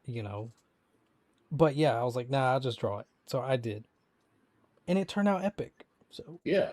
Yeah. Exactly. but it does make me feel bad when I'm like, oh, I'm gonna use this for something like my stickers. I would feel bad if I did AI stickers or for myself, not like a funny one, but like for me, Yeah. right? So, because like I No, have my like, snakes and they look a particular way, they have their patterns. yeah. And if I was like, Yeah. hey, AI, make this a sticker, they're going to change the patterns. Right. And I'd be like, Right. that's not my snakes. So it would make me feel some type of way. No, like I loved using AI to make my keep AI out of knife design sticker because of the irony of it, right? Yeah, like that. Yes. Yeah. Like if you're a person who knows what to look for and how to recognize like the fact that it was AI created, Yeah. it makes it even more like tongue in cheek funny, you know? Right. And like the people who notice right away. They're like, dude, did you use AI to make your anti AI sticker? It's like, yeah, they're like, that's fucking hilarious, you know? And I'm like, yes, that's the point. Yeah. You Exactly, dude. the irony and satire. But it's like, I wouldn't have that sort of exchange with somebody if they created the Mona Lisa or like the next Mona Lisa using AI. It would be kind of like, oh, well, do you have any background or training in painting and art and, depth of field and highlights and lighting and, all of that, Right. It's like, I don't know. But It's kind of funky. yeah, dude, I don't know. Like, yeah, man, that is so weird. And AI gets that stuff wrong, by the way, like a lot. If you look, uh, it does not apply like lighting correctly. Again, this is all public available AI without training, without being like an art specific one. Because there is some stuff that Cole showed me uh, that was really really crazy at getting stuff to look amazing, you know? Right. So I know that there's stuff out there, but I wonder how many of the AI knife designers are even using those tools, you know? Yeah. Dude, I miss doing like art in general, and because in my last year in school I was like teaching like ceramics and sculpture because I was so far ahead of everybody else. And they're like, we don't have any more classes for you to take, so you're either going to be like in a made up class or you can be like an assistant. Hmm. I was like, well, I'll help, I don't mind. Yeah, And it's like, man, absolutely. and I hate when people get shading wrong, and it or if they have like 2 points of like, because you can tell, okay, here's my light, right? That's why I make such a big deal about cast shadows, Yeah, just because I hate having cast shadows and I hate having multiple. So like I have two right now because I have a light over here and a light over here. yeah. So you can see there's the two shadows, but I hate when people do, okay, here's the sun, whatever, Hmm. but then their shading will be off on some parts by like a hair. Yeah, yeah, And it's yeah. like, what? And I watched the thing. I think somebody sent me, I think it was Paul, but he sent me a video. This dude was doing shading all horizontal, right? Hmm. And then in one little corner, he went like this, and it changed everything for me because now I couldn't stop looking at this one corner Right. that was hatched up and down versus left and right, and it drove me Yeah. nuts. Yeah, yeah, It's yeah, just like, bro, where's the consistency in this corner yeah. right here? What happened? It drove me nuts.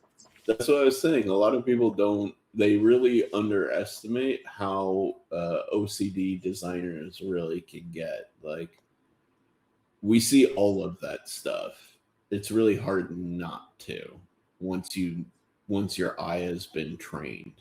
You know, like ugh, it gets crazy. Yeah, it. I don't like it. Dude, Cole, using AI to like generate like people in poses is really freaking smart. So like back in the day, or I mean, he's not inactive; he's still very active. But back in the day, I got to meet an incredible designer by the name of Daniel Simon. And I'm not trying to like name drop or anything, but like the dude is kind of a big deal. And he was talking with us at my program and was explaining like a lot of his process. And he used to photograph models posing on generic objects that kind of were similar to what he was designing in terms of proportion. And then he would create 3D models of women, basically, and then clothe them, do all of that stuff in order to have them in his final renderings, right? Mhm. Uh, which was really like a complicated process to get to a similar end result. So if you could use AI to speed up that process, you don't need to have a camera. You don't need to have the object. You don't need to have the model, right? Like you're Yeah. getting to that point faster. Like that's, in my opinion, a genius use of AI. But if you look up Daniel Simon, like he's been a major influence in a lot of culture. He does. There was like a driverless car series that's working. It's like AI kind of stuff. He designed all the vehicles for that. He designed all the vehicles for the movie Oblivion. Uh, the the Tron, Ooh. Yeah. uh, the more not the newest one, Ares, but the one basically the second Tron. Legacy.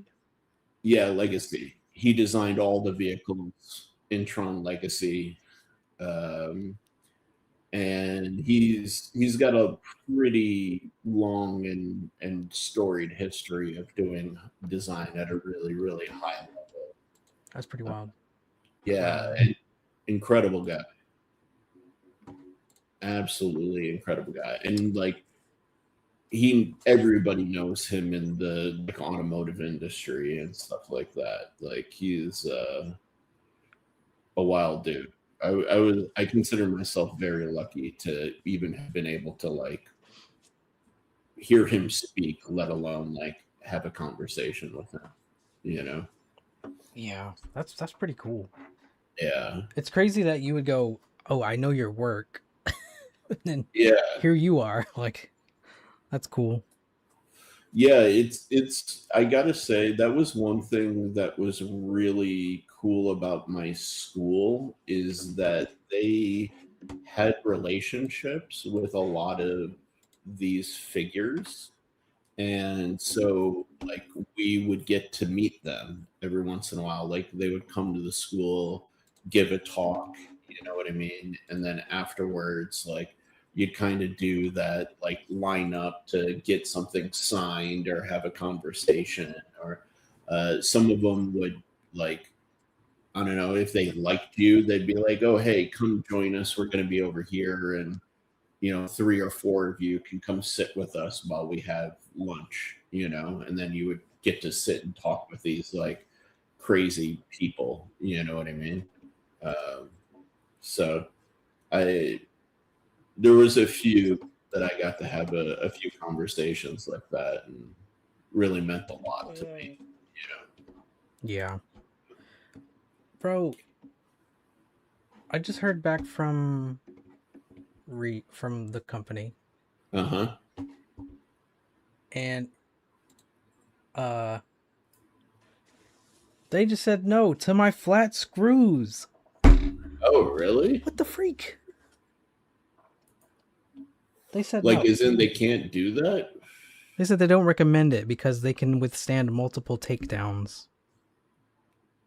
It's like, I don't care. They can't? No, they said they didn't want to because the flat ones, yeah, they can't withstand multiple takedowns.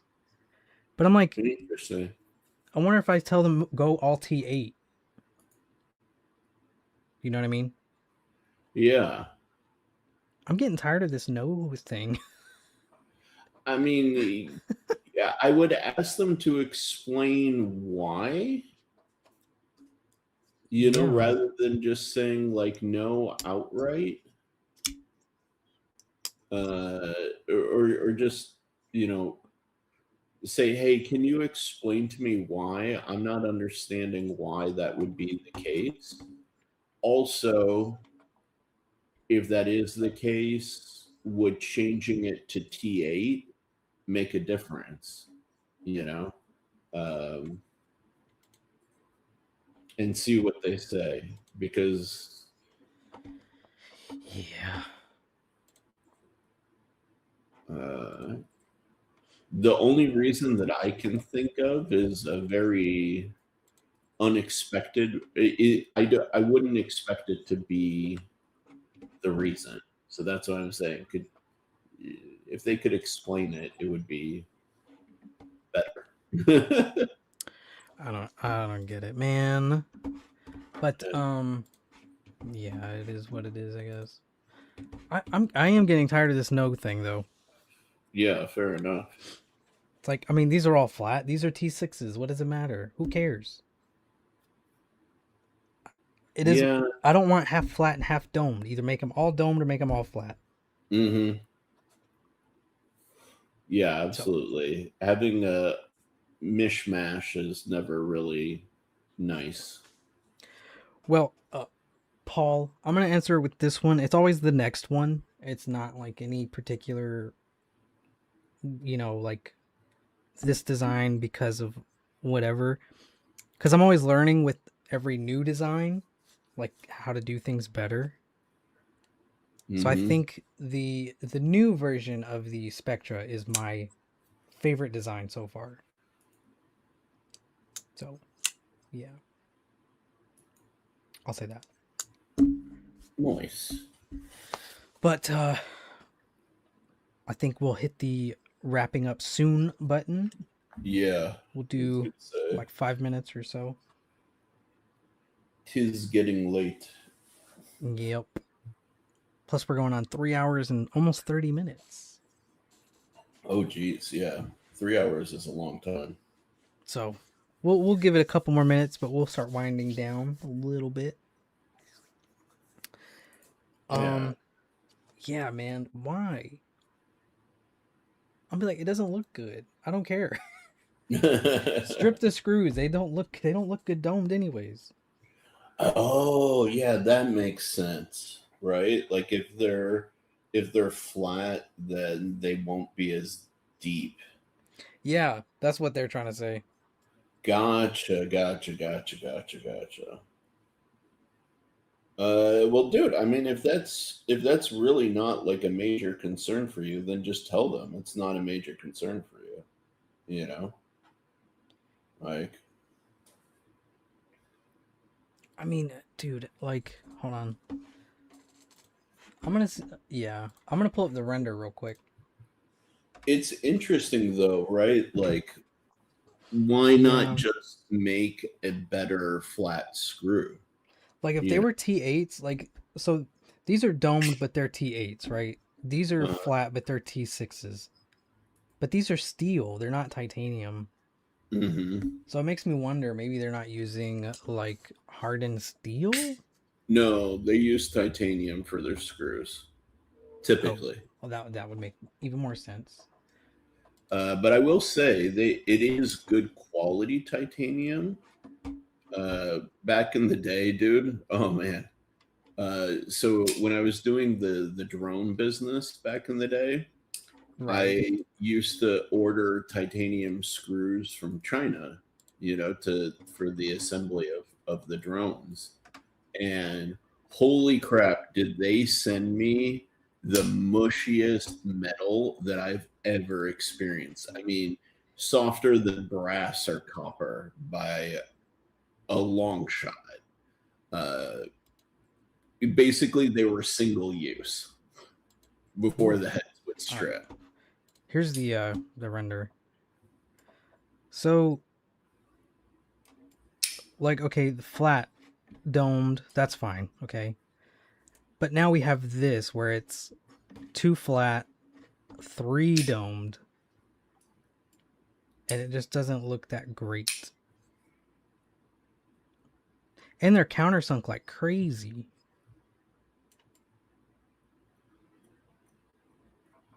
See what I Let's mean? see. Yeah, zoom in a little bit. Let me get rid of this thing because I don't know what that is.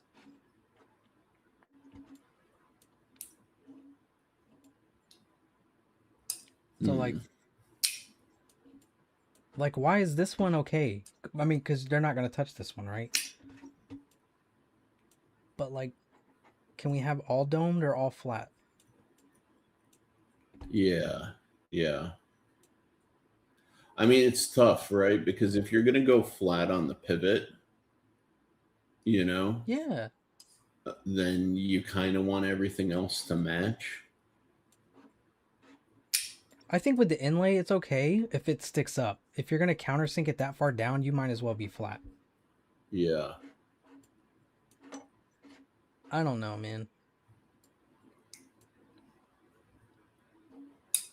I That's a just tough don't. call, dude. I don't want half and half. No, no. I would commit, one way or the other, you know. Um, yeah, and you're doing your logo on the pivot, right? Yeah. Yeah, so it doesn't really make sense to try and do that on a dome pivot. Or Right. let me see the show side real quick, but like flat or oriented flat.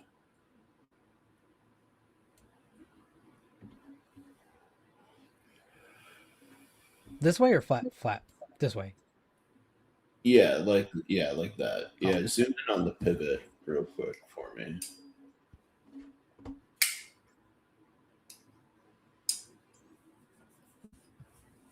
I mean, your logo on the pivot. Yeah. Let me see. Oh, there we go. Yeah, I'm checking YouTube. That's why. Oh yeah. Very delayed. Uh, I mean, you could do that domed, but I think flat just looks better, honestly. Dude, flat looks way better. Yeah. I mean, like for like we have get rid of this thing. Get rid of this thing. Yeah. So like these are all flat, right? But for this one, because it's domed, I put my logo on the clip.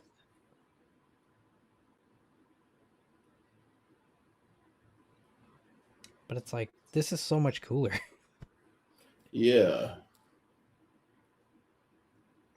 And even on the forest, these are flat, but these are domed, but it's contoured. It goes into that hardware thing. Like this is a contoured, so Yeah. domed looks okay.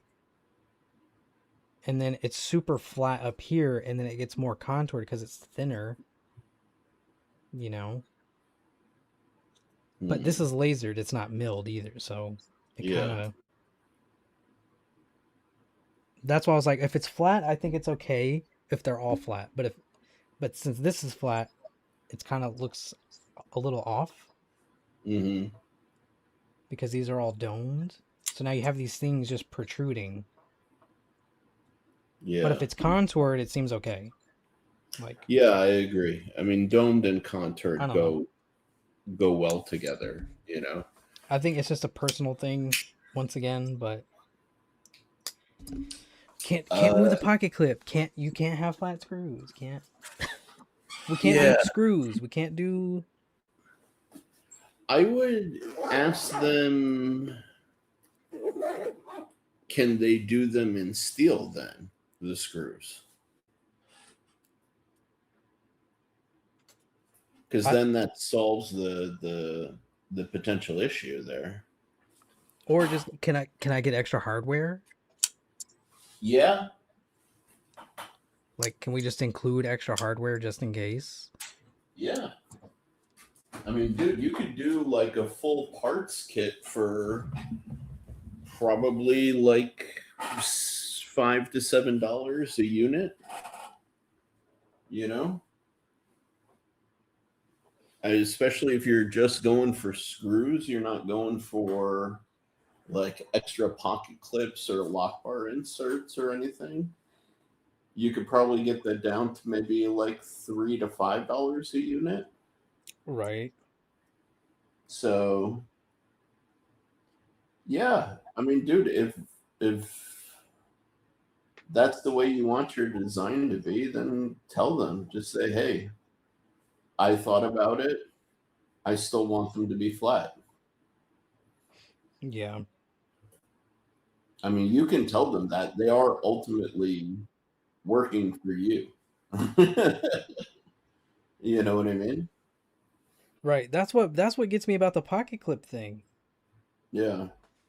Because it's like this isn't a collaboration. This is me paying for a service Right. and then getting Right. told no.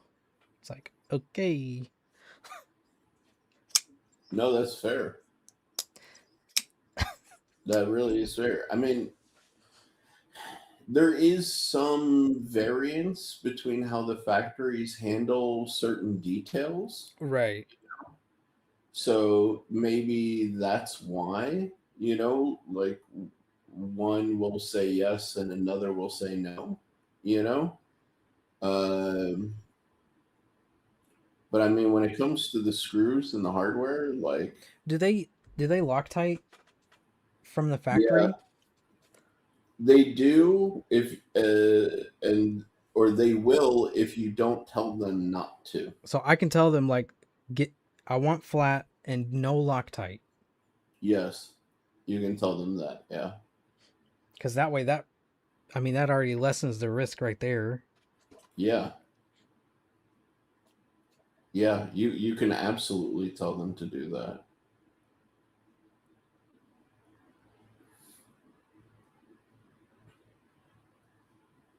Yeah, it may be worthwhile doing actually telling them that because I had to tell them to chill out on the Loctite for me as well. You know, because I got a couple of Aurelias that were like borderline impossible to disassemble the pivot. Right.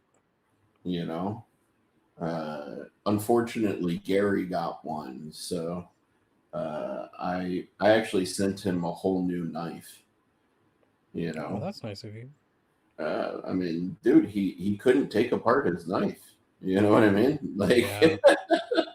Like that's it may as well be a blem at that point. You know what I mean?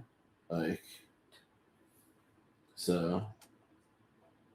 I will say this though: in all of the knives that I've received from them, I've only had two blems. That's So pretty good.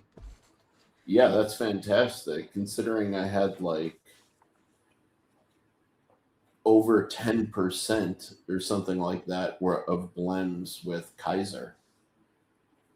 I was talking to somebody about artisan being really good for OEM work Hmm. and like I don't have any blems with the inlays on the polished Forest V2s Yeah. because they can do all the hand finishing with the inlays on Yeah. versus the PVD ones where they have to do them separate because they can't scratch the PVD obviously trying to sand the Yeah. carbon fiber.